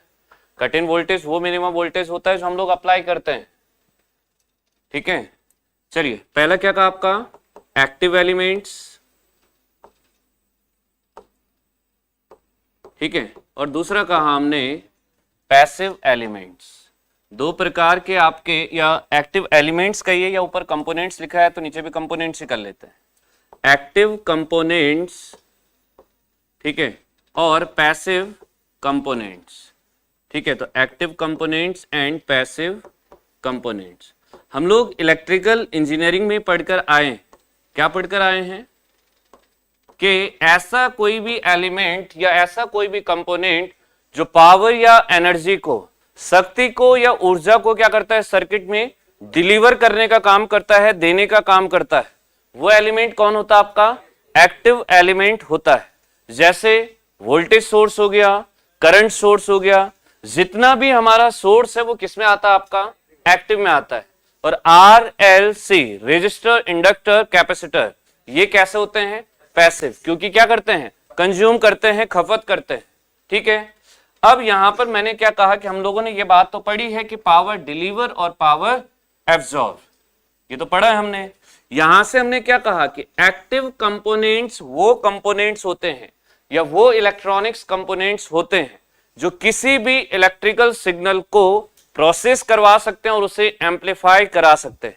ध्यान से सुनिएगा, क्या कहा कि ऐसे कंपोनेंट्स जो आपके क्या कर सकते हैं, किसी भी इलेक्ट्रिकल सिग्नल को प्रोसेस करवा सकते हैं और उसे एम्पलीफाई कर सकते हैं। प्रोसेस करवाने का मतलब है उसे फ्लो करवा सकते हैं, और एम्पलीफाई करने का मतलब कि उसे बढ़ा सकते हैं। तो ऐसा जो भी कंपोनेंट होगा वो किस कैटेगरी में आएगा? आपका एक्टिव में आएगा। तो यहां पर फटाफट से लिखते हैं ऐसे कंपोनेंट्स, साथ के साथ बोलते रहें और याद भी करते रहें। ऐसे कंपोनेंट्स जो इलेक्ट्रिकल सिग्नल्स को, अब वो सिग्नल कौन होगा? वोल्टेज सिग्नल, पावर सिग्नल या आपका करंट सिग्नल। ऐसे कंपोनेंट्स जो इलेक्ट्रिकल सिग्नल्स को प्रोसेस व एम्पलीफाई करा सकते हैं, प्रोसेस व एम्पलीफाई करा सकते हैं। लास्ट में सब कुछ पूछूंगा जितना पढ़ाया जाएगा आज। ठीक है, तो जुबान बंद ना हो उस टाइम, कोशिश करना है जी। मैंने क्या लिखा है? अच्छा, अर्थ ना एम्पलीफाई, प्रवर्धन। ठीक है, ये इसका हिंदी मीनिंग होता है, और अगर समझने वाला मीनिंग है तो वो होता है बढ़ाना। आप अक्सर कहते हैं ना कि जैसे हम लोग साउंड सिस्टम लगाते हैं, ये एम्पलीफायर है इसके साथ, तो वो क्या काम करता है कि हम तो बोल रहे हैं धीरे से और साउंड जाती है बिल्कुल लाउड, बिल्कुल, तो किसी चीज को बढ़ाना वो होता है एम्पलीफाई। ठीक है, तो क्या कहा आपका कि ऐसा कोई भी कंपोनेंट जो आपके इलेक्ट्रिकल सिग्नल को प्रोसेस करवा सकता है और उसे एम्पलीफाई करा सकता है, वो होता आपका एक्टिव कंपोनेंट। वहीं दूसरी बात डायरेक्टली, जैसे हम लोग जानते हैं कि अगर अभी दिन है तो इसका मतलब इससे पहले रात थी, तो इसका मतलब अगर ये करा सकता है तो ये नहीं करा सकता है। तो यहां सिंपल सी बात याद रखनी है, मैं डायरेक्ट लिख दे रहा हूं कि ये इस काम को नहीं करा सकते हैं। ठीक है इतना, अरे शॉर्टकट लिख दो ऐसे ही, ठीक है, कि ये इस काम को नहीं करा सकते, मतलब ये किसी इलेक्ट्रिकल सिग्नल को ना ही प्रोसेस करवा सकते हैं और ना ही एम्पलीफाई करा सकते हैं। एक तरीका समझने का ये कि कोई भी ऐसा कंपोनेंट जो इलेक्ट्रिकल सिग्नल को प्रोसेस करवा सकता है और उसे एम्पलीफाई कर सकता है, वो होता आपका एक्टिव कंपोनेंट। ठीक है सर, सिलिकॉन का कट इन वोल्टेज और फॉरवर्ड बायस वोल्टेज बताइए। ठीक है, सिलिकॉन का कट इन वोल्टेज 7 वोल्ट होता है। ठीक है, 0.7 वोल्ट होता है। आएगा भाई साहब, वो भी आएगा, टेंशन मत लो, अपना दिन आएगा। इतना हो गया, ठीक है। अच्छा चल, हाँ वो मैं बता रहा हूं, ठीक है, वही मैं पूछ रहा हूं आपसे। यहां एक बात देखिएगा कि इतना हमने लिखा, अब मैंने आपके सामने पर नाम लिखा कि ट्रायोड एक एक्टिव डिवाइस है या पैसिव डिवाइस है। कैसे कैसे? अच्छा चलो ट्रायोड की छोड़ो, यूजेटी कैसी डिवाइस है? पावर इलेक्ट्रॉनिक्स पढ़ चुके हैं आप, ये पैसिव है। और एससीआर ये भी पढ़ चुके हैं आप, ये एक्टिव है। ये पैसिव था, ये एक्टिव था, और ये भी एक्टिव था। अच्छा है, ये सब एक्टिव है, ये तो कह रहे थे पैसिव है, ये बोल मारो इसे, हैं धरो धरो। देखें एक बात तो स्टैंडर्ड जो आप लोगों को एग्जामिनेशन में लिख कर देता है वो ये है, कॉन्सेप्चुअली जो बात आप लोगों को समझनी है, कोई भी ऐसी डिवाइस जो बिना, हमें पता है जो बात आपने पहले कही थी कि अगर वो बिना किसी सोर्स के ऑपरेट कर रही है तो इसका मतलब वो एक्टिव है। ठीक है, उसे किसी भी बाह्य स्रोत की जरूरत नहीं है। तो एक्टिव डिवाइसेस या एक्टिव कंपोनेंट्स में आप हमेशा याद रखें, अगर मैं इलेक्ट्रॉनिक कंपोनेंट में कह रहा हूं कि ऐसा कोई भी कंपोनेंट जो बिना किसी एक्सटर्नल फील्ड के या एक्सटर्नल फोर्स के या किसी भी बाह्य शक्ति के या ऊर्जा के, अगर वो चार्ज कैरियर का मूवमेंट कर सकता है, वो आवेश को प्रवाहित करा सकता है, ठीक है, अपने आप से, तो वो कौन सी डिवाइस होगी? आपकी एक्टिव डिवाइस होगी। सिंपल सी बात याद रखें, क्या कहा? कोई भी ऐसी डिवाइस जो अपने आप से चार्ज कैरियर का, इलेक्ट्रॉन का, होल का, किसी भी एक आवेश वाहक को अपने आप प्रवाहित करा सकता है बिना किसी बाह्य फील्ड के या बाह्य ऊर्जा के या बाह्य शक्ति के, वो क्या होगा? आपका एक्टिव कंपोनेंट होगा।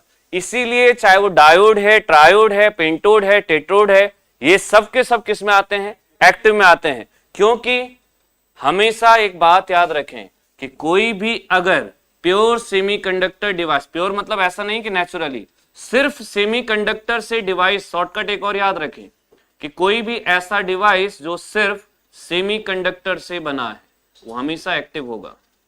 ये बात आज से दिमाग में याद रखें, सिर्फ सेमीकंडक्टर से बना हुआ डिवाइस, ठीक है, ऐसा कोई भी डिवाइस जिसमें सिर्फ कहने का मतलब है कि मेटल ना हो वहां पर या इंसुलेटर ना हो उसके साथ, सिर्फ अगर वो सेमीकंडक्टर से बना हुआ है तो इसका मतलब वो कैसा डिवाइस? आपका एक्टिव डिवाइस है, वो एक्टिव कंपोनेंट है। ठीक है, तो इसका मतलब diode, triode, transistor, UJT, FET, BJT जितने भी हैं सिर्फ किससे बनते हैं? सेमीकंडक्टर से। सिर्फ सेमीकंडक्टर से बनते हैं तो इसीलिए कैसे होंगे? एक्टिव होंगे। क्लियर है? इतना लिख लें, फिर एक टेबल बनवाते हैं, पूरा बताते हैं डिफरेंट डिवाइसेस को। चलिए नोट करें इसे फटाफट।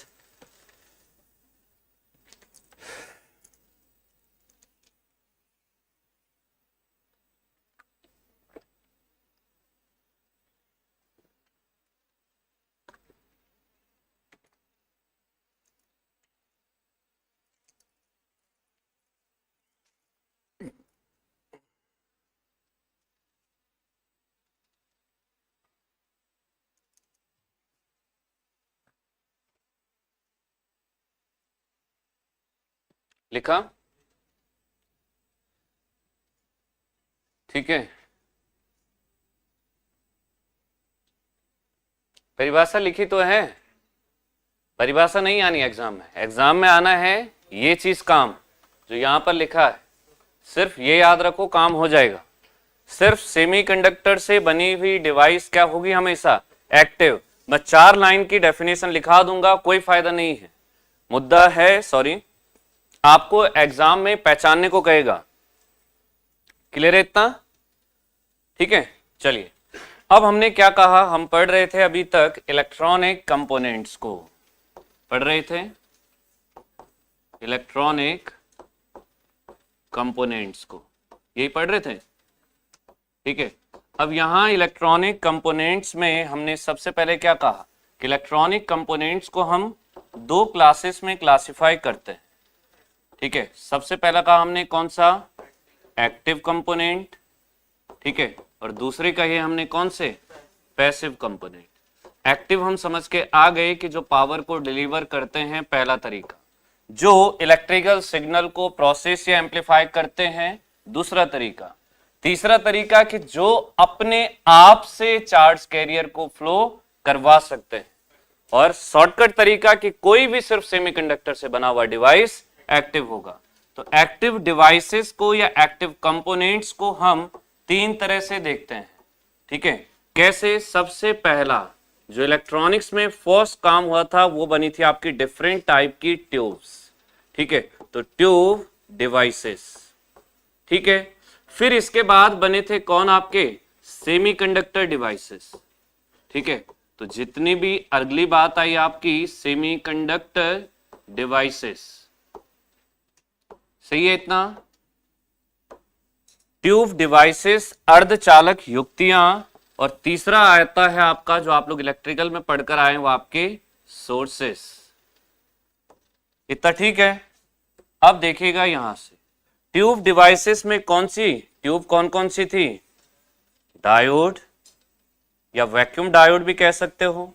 ठीक है, 2 इलेक्ट्रोड तो डायोड, 3 इलेक्ट्रोड तो ट्रायोड। ठीक है, और 4 इलेक्ट्रोड तो, अरे 4 होंगे तो कितने, टेट्रोड, केमिस्ट्री भूल गए शायद।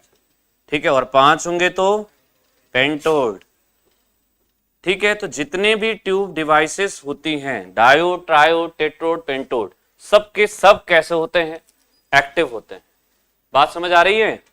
ठीक है, अच्छा सेमीकंडक्टर में फिर बात आती है, नाम तो सुने होंगे चाहे पढ़े ना भी होंगे। सबसे पहला आता आपका पीएन जंक्शन डायोड, अरे आता है। ठीक है, तो सबसे पहला आया पीएन जंक्शन डायोड या पीएन संधि डायोड। ठीक है, इससे क्या बनाया था, बीजेटी को। ठीक है, फिर बीजेटी का एडवांस वर्जन बनाया था एफईटी को। ठीक है, और फिर जब यहां से भी काम ना हुआ तो हम गए पावर डिवाइसेस पे, जो थी आपकी एससीआर या unijunction transistor, UJT. SCR होता आपका सिलिकॉन कंट्रोल्ड रेक्टिफायर, बीजेटी होता आपका bipolar junction transistor, FET field effect transistor, SCR होता है सिलिकॉन कंट्रोल्ड रेक्टिफायर, यूजेटी होता है unijunction transistor. Full form भी एग्जाम्स में पूछता है तो याद जरूर रखें। ठीक है, इतना ध्यान से देखते रहें, वीडियो को लाइक और शेयर करते रहें, और कमेंट्स से ज्यादा अपनी नोटबुक में और स्क्रीन पर ध्यान दें। जैसे मैं आपके कमेंट्स पर ध्यान नहीं दे रहा हूं बहुत ज्यादा, वैसे ही आप भी अपने कमेंट्स पर ध्यान ना दें। ठीक है, हाँ एफईटी लिखा है ना। ठीक है, एफईटी भाई मॉस में क्या होता है, एमओएस और लास्ट में एफईटी। जेफेड में क्या होता है, जे और लास्ट में एफईटी। तो एफईटी के अंदर जितने भी आ गए वो सब आ गए, MOSFET, JFET, N channel JFET, P channel JFET, N MOS, P MOS, N channel depletion MOS, P channel depletion MOS या एनहांसमेंट मॉस, वो सब के सब आ गए इसमें। एफईटी हो गया टोटल उसका। ठीक है, एससीआर लिखने का मतलब है कि जितने भी हमारे थायरिस्टर फैमिली में आते हैं, एससीआर, एससीएस, एसयूएस, ट्राइक, डाइक, ये सब के सब कैसे डिवाइस होती हैं, एक्टिव होती हैं। ये मत सोचिएगा कि सिर्फ यही हैं। ठीक है, चाहो तो यहां पर एटसेट्रा लिख दें, ये सिर्फ एग्जाम्पल हैं, हिंट है। ठीक है, इसीलिए स्टैंडर्ड पहले लिखा चुका हूं कि सिर्फ सेमीकंडक्टर से बनी हुई डिवाइसेस एक्टिव होंगे, ट्राइक डाइक ये सब एक्टिव होते हैं। सही है सर, ये यूपीपीसीएल का टॉपिक है? नहीं नहीं, ये यूपीएससी का टॉपिक है, सिविल सर्विस का, मॉडर्न फिजिक्स का टॉपिक है। नहीं नहीं, वैसे रियल में दोनों जगह का कॉमन टॉपिक है। मॉडर्न फिजिक्स में यूपीएससी में ये पूछता है, ठीक है, बाकी यूपीपीसीएल की ही क्लास चल रही है। हो गया। अब बात आती है सोर्सेस की। ये तो आप अच्छे से जानते हैं कौन से थे। सबसे पहला था आपका वोल्टेज सोर्स, जो वोल्टेज डिलीवर करता है, और दूसरी बात आती है करंट सोर्स, जो क्या करता है, करंट को डिलीवर करता है। और बाकी पैसिव एलिमेंट्स में आप लोग जानते हैं, ये पैसिव कंपोनेंट्स में आप जानते हैं कौन होता है, रेजिस्टर, आर, एल और सी, ठीक है। और ऐसे ही ट्रांसफॉर्मर भी होता है, ये भी एक पैसिव कंपोनेंट है। कंपोनेंट तो नहीं है, ये पूरा डिवाइस है वैसे, ठीक है। हैं बल्ब, बल्ब भी पैसिव है, ट्यूबलाइट भी पैसिव है, फैन भी पैसिव है, एसी भी पैसिव है, सब पैसिव हैं क्योंकि ये खुद नहीं चल रहे हैं, इनको चलाने के लिए सप्लाई आ रही है। TG2 की है ये क्लास? नहीं, ये TG3 की क्लास चल रही है। TG2 की क्लास खत्म हो गई, नया वर्जन आ गया TG3। अरे लिखा तो है, साफ साफ दिख रहा है कि टॉपिक आप ही की चल रहे हैं।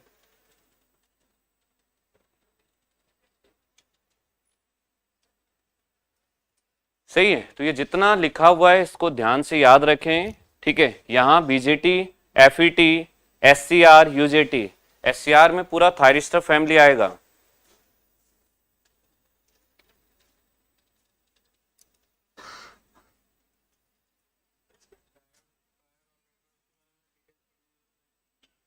आपके सिलेबस में है, ठीक है, ITI के सिलेबस में है, TG2 में। ये जितने ट्यूब डिवाइसेस हैं आप लोगों के सिलेबस में डिटेल में हैं, ठीक है। JEE लेवल में नहीं आते हैं भले ही, पर आपके में है। बहुत ज़्यादा डिटेल नहीं, मतलब जैसे डायोड के 2 टर्मिनल कौन कौन से होते हैं, ट्रायोड के कौन से होते हैं और उनकी पोजीशन, बस इतना याद कर लो, उतना ही पूछता है। ट्रांसफॉर्मर खुद से जनरेट नहीं करता है, पावर हाउस से जनरेट होकर आता है, वहां से उठा के आगे भेजता है। अगर ये खुद कर रहा होता तो ये एक्टिव हो जाता। हाँ, एम्पलीफाई करता है ना, बढ़ाता है, पर किसे, जब हम खुद वोल्टेज दे देते हैं, अपने आप से वोल्टेज नहीं लाता है। अगर अपने आप से लाकर बढ़ा देता तो एक्टिव में आ जाता। हाँ, तो वो किसको, हाँ ठीक है, तो वो चार्ज करना पड़ेगा, ठीक है। पर वो जो चार्ज हो रहा है, इस बात के लिए आप कोशिश करें वैसे रमन सर के पास पहुंचे, ठीक है। मैं रियल बात बता रहा हूं, ठीक है। मुझे ये पता है जिस बात को आप पूछ रहे हैं वो प्रैक्टिकली सही है, सेल के बाद जो आप कर रहे हैं, पर वो सेल के अंदर जो मटेरियल लगा हुआ है, ठीक है, वो ऐसा नहीं है कि वो चार्ज को कंज्यूम कर रहा है, ठीक है। उसके अंदर जो चार्ज भरा जा रहा है वो उसी चार्ज को डिलीवर करेगा। ऐसा नहीं है कैपेसिटर की तरह है कि चार्ज को पहले स्टोर कर रहा है और फिर उसी चार्ज को डिस्चार्ज कर रहा है, ठीक है, उसमें अंतर आता है। बाकी ये डिटेल आप सर से पूछे, समझे हैं जी?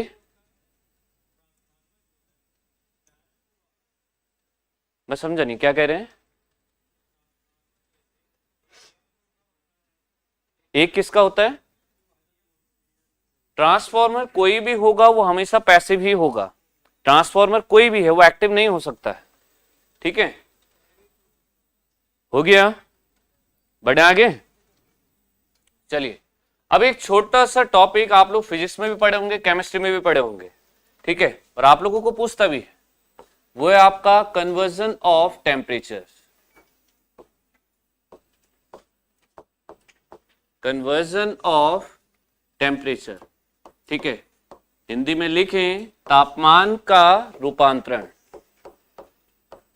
तापमान का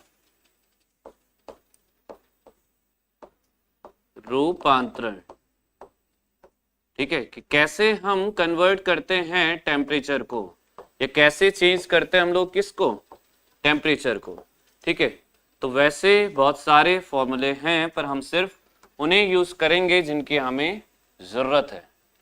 ठीक है, जैसे सबसे पहले मैं आपसे कहता हूं, मैंने यहां से आपसे कहा कि क्या डिग्री सेल्सियस से किस में,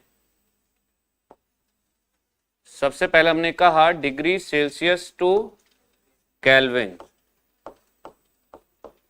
ठीक है, डिग्री सेल्सियस से किस में, केल्विन में। तो डिग्री सेल्सियस से अगर आप केल्विन में रिप्रेजेंट करेंगे, कैसे रिप्रेजेंट करते हैं देखिएगा। अगर मैं कहता हूं तो कैसे होता आपका कि degree Celsius is equal to, नहीं, केल्विन इज इक्वल टू, ठीक है, ऐसे लिख लेते हैं, केल्विन इज इक्वल टू जो वैल्यू आपके पास डिग्री सेल्सियस में होगी उसके साथ कितना ऐड करना है, 273 जोड़ देना है। ठीक है, तो डिग्री सेल्सियस प्लस 273। यहीं से अगर मैं बात करता हूं कि अगर मुझे डिग्री सेल्सियस में देखना है तो सिंपल क्या हो जाएगा कि केल्विन में वैल्यू और उसे उठाकर इधर ला दो, माइनस का 273। अभी चेक करूंगा ये बात कितनी समझ आई। हाँ, ठीक है, इसलिए ध्यान से देखना, अगर डिग्री सेल्सियस से केल्विन में जा रहा हूं तो 273 जोड़ूंगा, और डिग्री सेल्सियस से, वो केल्विन से अगर डिग्री सेल्सियस में जा रहा हूं तो फिर क्या करूंगा, 273 को घटाऊंगा। ये तो हो गया डिग्री सेल्सियस टू केल्विन, और केल्विन टू डिग्री सेल्सियस भी यहीं पर हो गया। इतना ठीक है। अगला यहीं से बात करते हैं नेक्स्ट, डिग्री सेल्सियस और फ़ारेनहाइट की बात करते हैं। डिग्री सेल्सियस एंड फ़ारेनहाइट पढ़े हैं ये, नहीं पढ़े? कहां पढ़े, कहां पढ़े, चार्ट में हैं, कक्षा 8 में? भाई साहब कक्षा 12वीं तक तो हमने भी पढ़े हैं। Degree Celsius and Fahrenheit, degree Celsius और फ़ारेनहाइट के रिलेशन को देखते हैं तो degree Celsius is equal to 5/9 और इंटू F-32।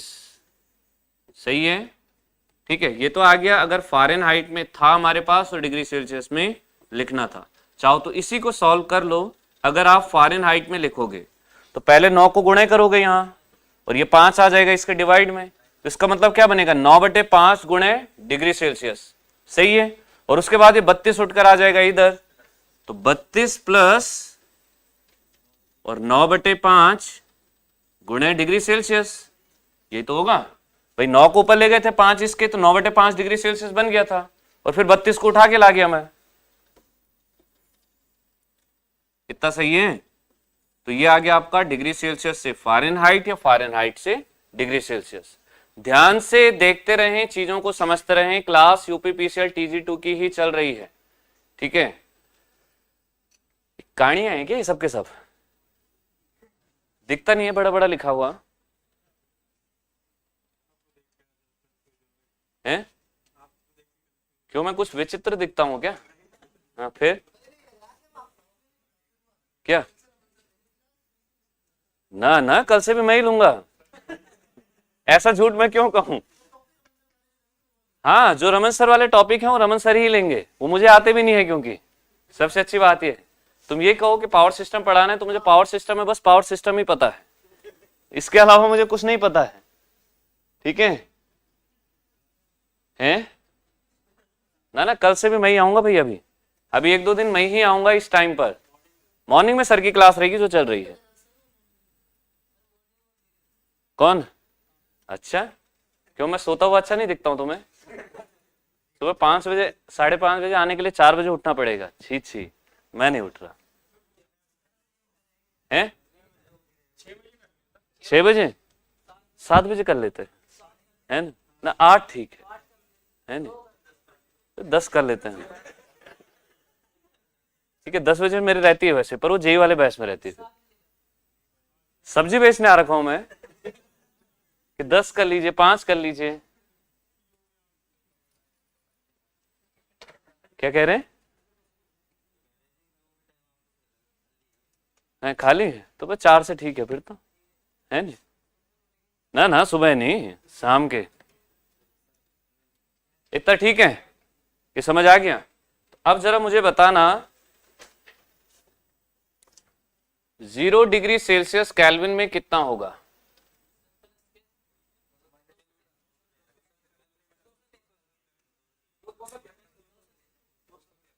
माइनस का या प्लस का? सोच लो, कॉपी नहीं देखनी है। माइनस का 273 केल्विन, यही होगा। प्लस का बोल रहे हैं? प्लस का 273। हमारे पास वैल्यू क्या थी? केल्विन में अगर वैल्यू निकालना है तो 273 जोड़ते हैं। आप क्या कर रहे हैं? 273 घटा रहे हैं। बात समझ आई? भाई मेरे पास डिग्री सेल्सियस में था, ये था डिग्री सेल्सियस में, इससे मुझे केल्विन में निकालना था तो मुझे क्या करना था? प्लस 273 करना था इसके साथ सीधे। यही तो फॉर्मूला है कि अगर मेरे पास डिग्री सेल्सियस में होगा, राइट हैंड साइड वाली जो वैल्यू होती है वो हमारे पास गिवन है, लेफ्ट हैंड साइड में जो लिखा है वो मैं निकाल रहा हूं, तो इसका मतलब मेरे पास डिग्री सेल्सियस में है और उससे निकाल रहा हूं किसमें? केल्विन में। तो अगर डिग्री सेल्सियस में है तो मैं जोड़ूंगा कितना? 273। ऐसे ही अगर मेरे पास केल्विन में है और मुझे चाहिए किसमें? डिग्री सेल्सियस में, तो मैं क्या करूंगा? 273 घटाऊंगा। कई जगहों पर, कई बुक्स में, कई जगह पर आपको डिग्री केल्विन भी लिखा मिलेगा, इससे कंफ्यूज ना हो, ठीक है? ये आपका ओल्ड नोटेशन होता था, पहले केल्विन को डिग्री केल्विन से ही नोटेट किया जाता था। तो किसी के पास कोई पुरानी बुक हो तो उसमें डिग्री केल्विन में लिखा होगा। इतना सही है? चलिए अगला टॉपिक,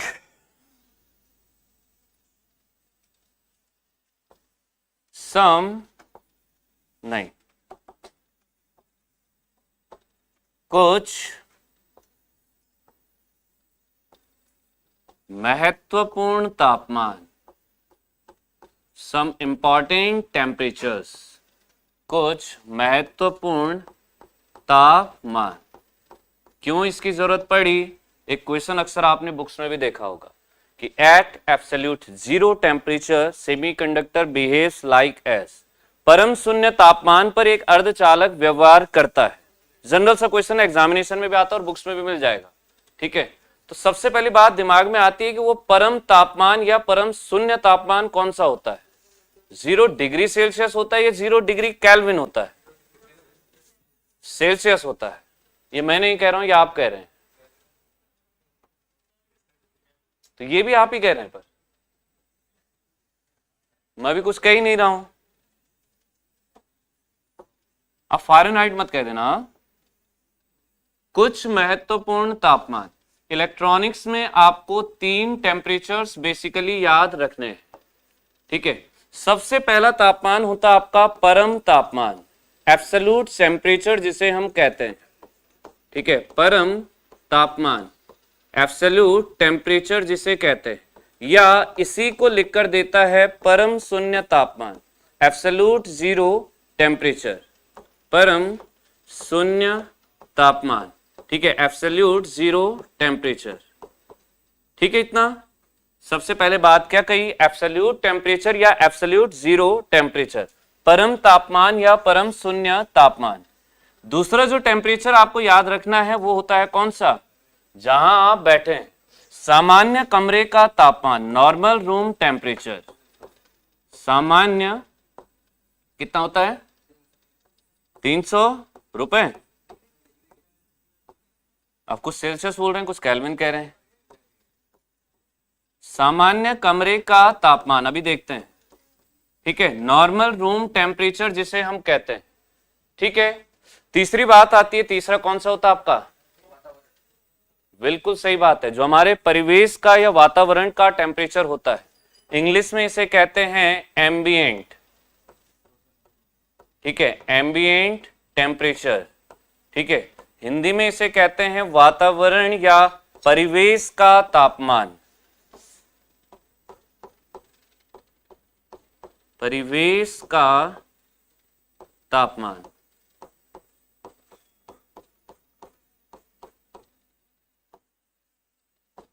समझ आए तीनों नाम?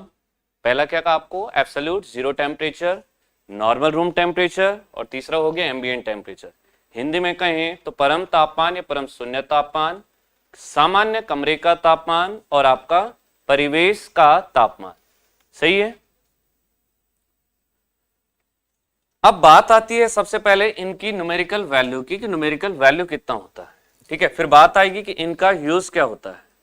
ठीक है, कहां पर यूज होता है। तो सबसे पहले अगर मैं इसकी वैल्यू को देखूं तो परम शून्य, हमेशा याद रखिएगा कोई भी मेजरमेंट अगर तापमान का, टेम्परेचर का लिया जाता है तो प्रैक्टिकली किस में लेते हैं? जनरली हम केल्विन में लेते हैं। ठीक है, बाय डिफॉल्ट एक दो केसेस ऐसे हैं जहां पर हम लोग डिग्री सेल्सियस में लेते हैं, पर 98% केस में हम लोग किस में लेते हैं? केल्विन में लेते हैं।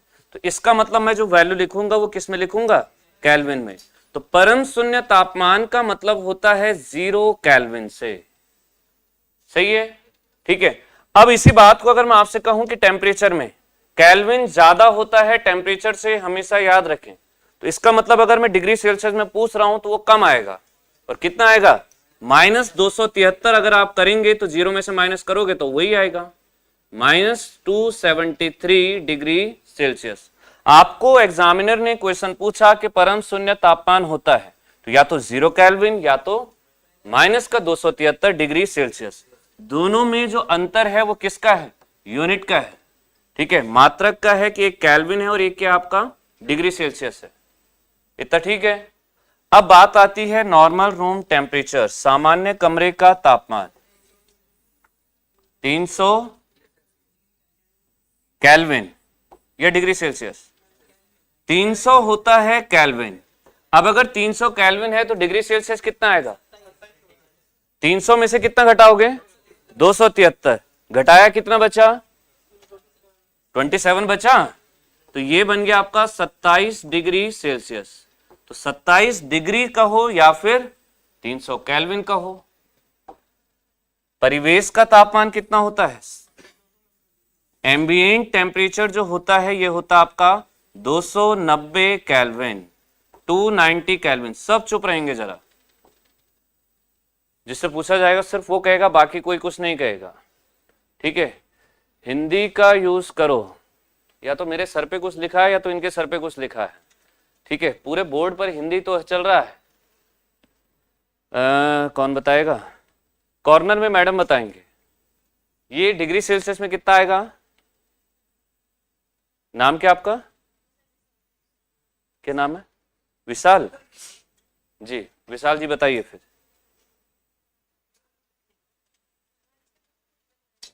माइनस का 273 आएगा ये कह रहे हो?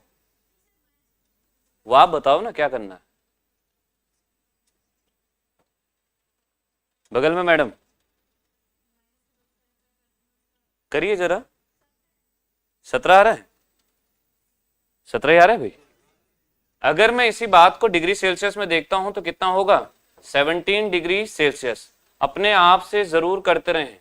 ठीक है, बोर्ड पर लिखा हुआ अगर आप उतार रहे हैं तो मेरी प्रैक्टिस हो रही है, वो आपकी प्रैक्टिस नहीं हो रही। खुद की प्रैक्टिस के लिए आप खुद से करें, सुने चीजों को समझकर करने की कोशिश खुद करें। ठीक है, तो 3 टेम्परेचर निकल गए। सबसे पहले याद रखना है कि पहला होता है परम शून्य तापमान, फिर होता है नॉर्मल रूम टेम्परेचर, और एक होता आपका एम्बिएंट या परिवेश का तापमान। ठीक है, अगर परम शून्य की बात कर रहा हूं तो इसका मतलब 0 केल्विन है। ठीक है, सामान्य कमरे की बात कर रहा हूं तो 300 केल्विन है, और अगर एम्बिएंट या परिवेश की बात कर रहा हूं तो 290 केल्विन है। इन्हीं बातों को अगर मैं डिग्री सेल्सियस में देख रहा हूं तो -273 या 27 या फिर 17। ठीक है, सबसे पहली बात निकल के आ गई इनकी न्यूमेरिकल वैल्यू, इनका मान कितना होता है। अब बात आती है कि इनका यूज क्या होता है। ठीक है, इनको हम लोग प्रयोग कहां पर करते हैं।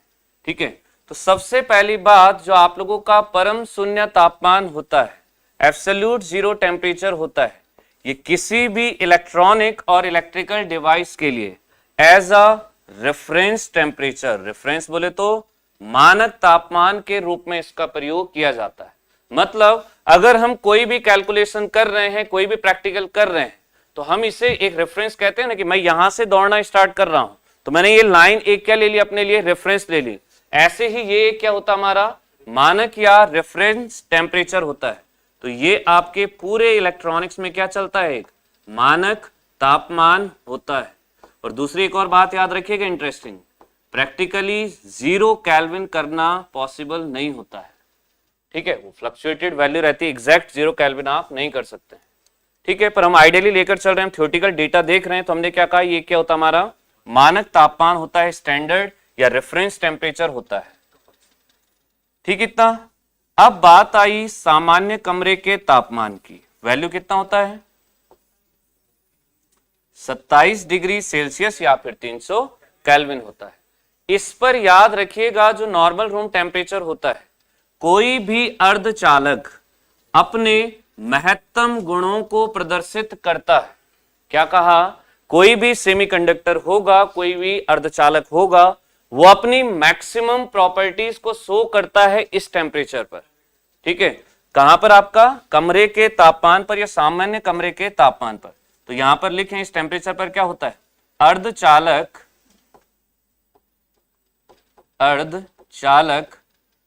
अपने महत्तम गुण को, अर्धचालक अपने महत्तम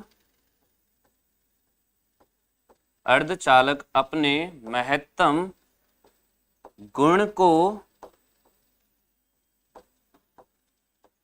को प्रदर्शित करते हैं। अर्धचालक क्या करते हैं, अपने मैक्सिमम गुण को प्रदर्शित करते हैं। कि कोई भी सेमीकंडक्टर होगा अपनी मैक्सिमम प्रॉपर्टीज को शो करता है इस टेम्परेचर पर। ठीक है, रूम का टेम्परेचर 20 डिग्री नहीं होता है, 27 होता है। हाँ, कई जगहों पर भले आपको 25 दिख सकता है, ठीक है, पर 20 कहीं नहीं दिखेगा। 20 अगर दिखेगा तो वो एम्बिएंट दिखेगा। ठीक है, परिवेश का टेम्परेचर कई जगहों पर अप्रोक्सीमेट 20 भी दिखता है, पर आपको जो बातें बताई जा रही हैं आप उन पर ध्यान दें। सही है, 0 होता आपका मानक तापमान। ठीक है, रूम टेम्परेचर पर अर्धचालक अपने सबसे ज्यादा गुणों को प्रदर्शित करता है, चाहे वो चालकता के केस में है, चाहे वो रेजिस्टिविटी के केस में। मैक्सिमम कितना हो सकता है वो इस टेम्परेचर पर दिखाएगा। लास्ट बचता है कौन, आपका एम्बिएंट टेम्परेचर। जितने भी हमारे मोबाइल, रेडियो, इंटरनेट, जितने भी कम्युनिकेटिंग इक्विपमेंट हैं या कम्युनिकेटिंग डिवाइसेस हैं, वो सारी इसी पर, भाई परिवेश का तापमान है तो इसी टेम्परेचर पर ऑपरेट करती हैं।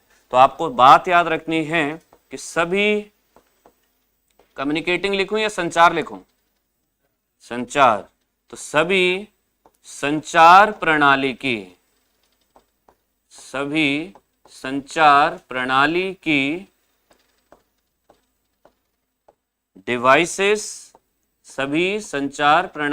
डिवाइसेस इसी तापमान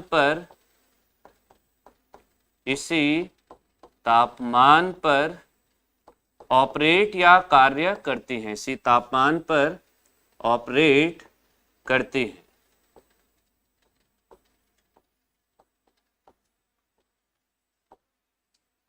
यहां तक किसी भी स्टूडेंट का छोटा, बड़ा, मोटा, पतला, जैसा भी डाउट हो जरा पूछें, और खुलकर पूछें, घबराने की, डरने की जरूरत नहीं है। सब अपने ही लोग बैठे हैं, ऐसा कोई नहीं है जो इंटेलिजेंट है। अगर कोई बहुत इंटेलिजेंट होता तो हमारे साथ यहाँ पर ना होता। ठीक है, तो इसलिए किसी का भी कोई भी डाउट है तो फटाफट से बताएं, क्योंकि इसके बाद डाउट मैं लाने वाला हूं।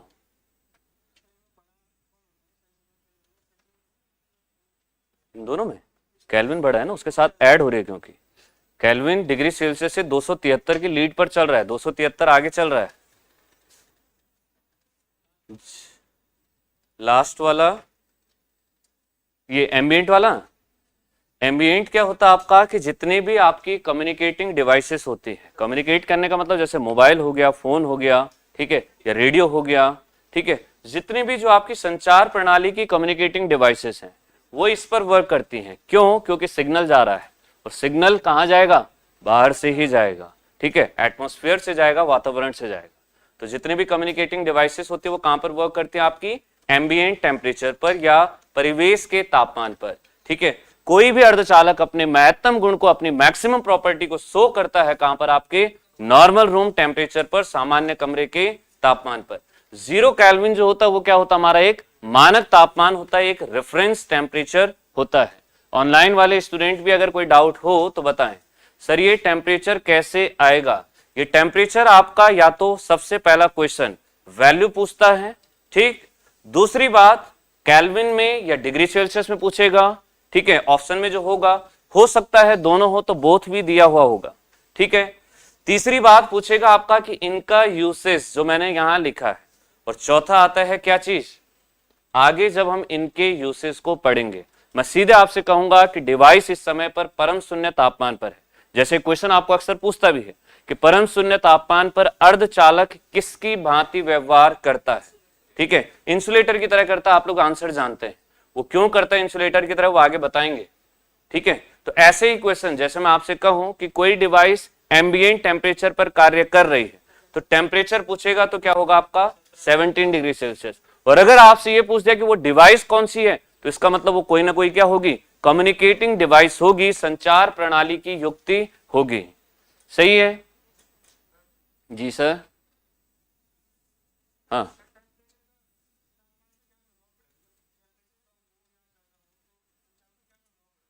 किस पे, संचार पे प्रभाव क्यों नहीं पड़ता है, टेम्परेचर बढ़ने के साथ,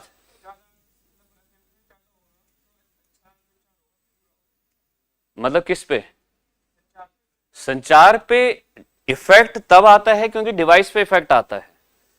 डिवाइस पर इफेक्ट आता है तो डिवाइस के जो फीचर्स होते हैं वो बिगड़ने लगते हैं, फीचर्स बिगड़ते हैं तो जो कम्युनिकेशन चल रहा है वो बिगड़ने लगता है।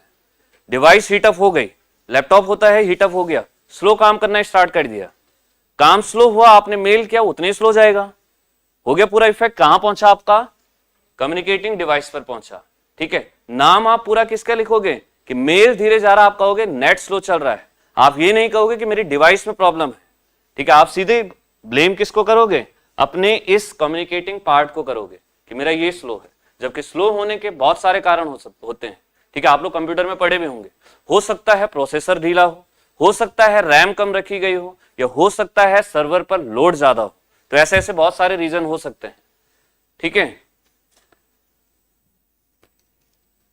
अरे फ्रीक्वेंसी पर इफेक्ट नहीं आता है टेम्परेचर का भाई साहब, डिवाइस पर इफेक्ट आता है और वो इफेक्ट हमारे जो इंफॉर्मेशन है उस पर करता है। इतना ठीक है, अरे सही है इतना, अच्छा। अब एक और टर्म लिख लिया, ये एक और टर्म आती है आपकी, आपने सुनी होगी शायद, थर्मल एनर्जी, सुनी है, क्या होती है,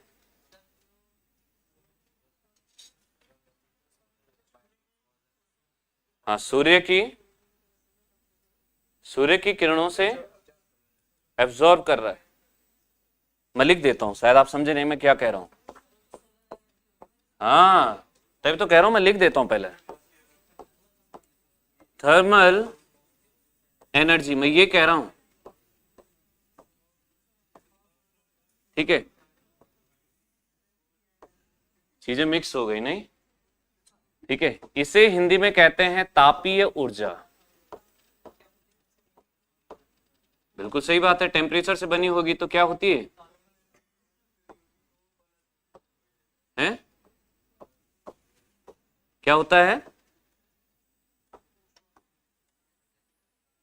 एक बात बता दूं आपको, ऊष्मा और ऊर्जा में अंतर होता है, दोनों अलग अलग चीजें हैं, ठीक है।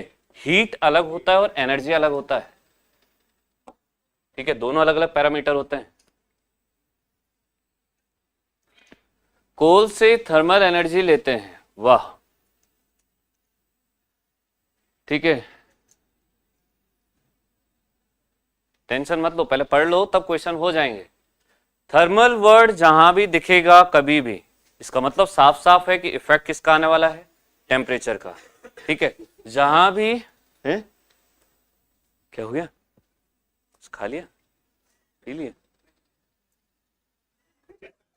हुआ क्या है,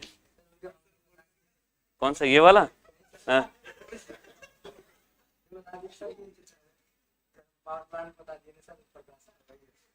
अच्छा, उस पर असर है। पावर प्लांट मुझे नहीं आता है, पर हैं भाई साहब, कुछ सेवन करते हैं कभी कभार? कभी नहीं करते? अरे कभी कभार करना चाहिए, शादी विवाह में जब फ्री में मिले तो दो लगा लेने चाहिए, हैं? तब लगा लेते हैं? अच्छा, तब भी नहीं लगाते? नहीं, तब लगा लेने चाहिए, फ्री की होती है, फ्री का मजा ही अलग होता है। 50-46। चलिए इसको अगली क्लास में करते हैं। अरे थैंक यू नहीं बोल रहा, शुरू से दिखा रहा हूं, ठीक है। सबसे पहले आज की क्लास की स्टार्टिंग दिखाता हूं, ठीक है। नोट्स को बंद रखें और अपने आप को चेक करें कितना याद है, ठीक है। फर्स्ट जो स्टार्ट हुआ था वो हुआ था आपका इलेक्ट्रॉनिक्स से। कोई भी ऐसी डिवाइस जो क्या करता है, इलेक्ट्रॉन्स के मोशन का अध्ययन करवाता है, वो क्या होता है आपका इलेक्ट्रॉनिक डिवाइस या इलेक्ट्रॉनिक इक्विपमेंट होता है, ठीक है। फिर बात हमने कही थी वैक्यूम ट्रायोड, वो वैक्यूम डायोड, ट्रायोड और ट्रांजिस्टर। डायोड को बनाया था किसने? फ्लेमिंग ने। ट्रायोड को बनाया था किसने? फॉरेस्ट ने, ठीक है, ली डी फॉरेस्ट ने। ट्रांजिस्टर को बार्डेन, ब्रैटेन और विलियम शॉकले। सबसे इंपॉर्टेंट नाम विलियम शॉकले, जिन्हें अर्धचालकी का पिता भी कहा जाता है। सबसे पहली एम्पलीफाइंग डिवाइस कौन सी थी? वैक्यूम ट्रायोड था, सही है इतना। फिर बात आई ड्रिफ्ट वेलोसिटी। इलेक्ट्रिक फील्ड देने पर कोई चार्ज कैरियर जिस वेग से चलता है या जिस औसत वेग से चलता है वही होता है drift velocity. Maximum velocity plus minimum velocity divide by 2। मात्रक बना आपका मीटर पर सेकेंड। इलेक्ट्रिक फील्ड या फील्ड ग्रेडियंट कहा। ग्रेडियंट मतलब लंबाई के साथ परिवर्तन। किसमें? जो पैरामीटर लिखा है, तो फील्ड में लंबाई के साथ परिवर्तन इलेक्ट्रिक फील्ड कहलाता है, वोल्ट पर मीटर, सही है। माइनस ये बात सर से पूछना, मैं सिर्फ इतने हिंट दे देता हूं, ये अपोज करता है उसी बात का जहां से जनरेट होता है, बाकी डिटेल सर बताएंगे आपको। हाँ, ये ईएमएफ को रिप्रेजेंट कर रहा है, इलेक्ट्रोमोटिव फोर्स को रिप्रेजेंट कर रहा है। ये डिटेल आपको वहां पर बताई गई होगी, ठीक है। नहीं बताई गई है तो एक बार पूछिएगा सर से, वैसे बताई गई होगी, बेसिक टर्म है क्योंकि, ठीक है। अगला मोबिलिटी, मूविंग एबिलिटी। जो हमारे जेब में मोबाइल है, उसे मोबाइल कहा इससे क्या था कि वो मूव कर सकता था। तो चार्ज कैरियर कितनी तेजी से या कितनी धीरे से मूव कर रहा है, उस गुण को प्रदर्शित करता है मोबिलिटी। फॉर्मूला बना आपका Vd अपॉन E, ठीक है। V वेलोसिटी, ड्रिफ्ट वेलोसिटी तो मीटर पर सेकेंड, E इलेक्ट्रिक फील्ड तो वोल्ट पर मीटर, तो इसका यूनिट बना आपका मीटर स्क्वायर पर वोल्ट सेकेंड, ठीक। अगली बात, करंट को कैरी करने का सामर्थ्य, करंट को, धारा को प्रवाहित कराने की सामर्थ्य, ये क्या कहलाती है? कंडक्टिविटी। यूनिट आती है सीमेंस पर मीटर या मोहो पर मीटर, ठीक है। यहीं से प्रतिरोध और प्रतिरोधकता भी देखें, जो धारा का विरोध करता है प्रतिरोधकता, प्रतिरोध होता है, और उसके इस गुण को प्रतिरोधकता कहते हैं या विशिष्ट प्रतिरोध कहते हैं। यूनिट इसका बना था क्या? ओम मीटर। अगली बात आई आपकी कंपोनेंट्स की, दो प्रकार के होते हैं, एक्टिव और पैसिव। कोई भी सेमीकंडक्टर से बना हुआ डिवाइस होगा, हमेशा मार्क करेंगे उसे एक्टिव, ठीक है। क्यों? क्योंकि उसके अंदर अपनी एक ऐसी सामर्थ्य होती है कि वो चार्ज कैरियर को फ्लो करवा सकता है। वो भले बहुत कम होता है पर वो करा सकता है। पैसिव में आपके कौन से आते हैं जो इस काम को नहीं कर सकते? नाम इनके देखे कि एक्टिव में diode, triode, tetrode, pentode, diac, triac, ठीक है, SCR, SCS, SCUS या आपका BJT, FET, मॉसफेट, जेफेट, सबके सब क्या होते हैं? आपके एक्टिव होते हैं, ठीक है। पैसिव में आपका RLC, ट्रांसफॉर्मर, ये सब आपके पैसिव। एक और बात याद रखिएगा कि अगर जंक्शन डायोड और ट्रांजिस्टर, क्योंकि क्वेश्चन आपके यूपीपीसीएल में ही आ चुका है, दोनों ऑप्शन में है, तो मार्क BJT को करिएगा, ट्रांजिस्टर को करिएगा, ठीक है। दोनों अगर ऑप्शन में होंगे, क्योंकि क्वेश्चन यूपीपीसीएल में आ चुका है, शायद जेई में था, डायोड और BJT दोनों ऑप्शन में है और आपसे पूछा है कि which of the following is active component, तो आंसर BJT जाएगा, क्योंकि BJT एक ऐसा डिवाइस है जो एम्पलीफाई कर सकता है, इससे एडवांस है, ये सिर्फ फ्लो करवा सकता है, ये फ्लो के साथ एम्पलीफाई भी कर सकता है। याद रखें, दोनों होंगे तो मार्क कौन होगा? आपका BJT होगा। ये क्वेश्चन आ चुका है क्योंकि, जी सर, बोध दे रखो तब तो बात खत्म सीधे, पर जो क्वेश्चन आया था उसमें बोथ दिया नहीं था। सबसे अच्छी बात है कि बोथ नहीं दिया था, बोथ देता तो फिर तो दोनों आंसर थे। ठीक है, अगला कन्वर्जन देखा था कि डिग्री सेल्सियस से अगर केल्विन में जाना है तो 273 जोड़ दो, और केल्विन से डिग्री में जाना है तो फिर घटा दो। फ़ारेनहाइट में देखा था C is equal to 5/9 F minus 32, बाकी दूसरा तो खुद निकल जाएगा। अगर दोनों में से कोई भी एक याद है तो दूसरा ऑटोमेटिक आ जाएगा। ठीक है, फिर अगली बात आई आपकी कुछ important temperature, absolute zero temperature, ठीक है, परम शून्य तापमान, सामान्य कमरे का तापमान और परिवेश का तापमान।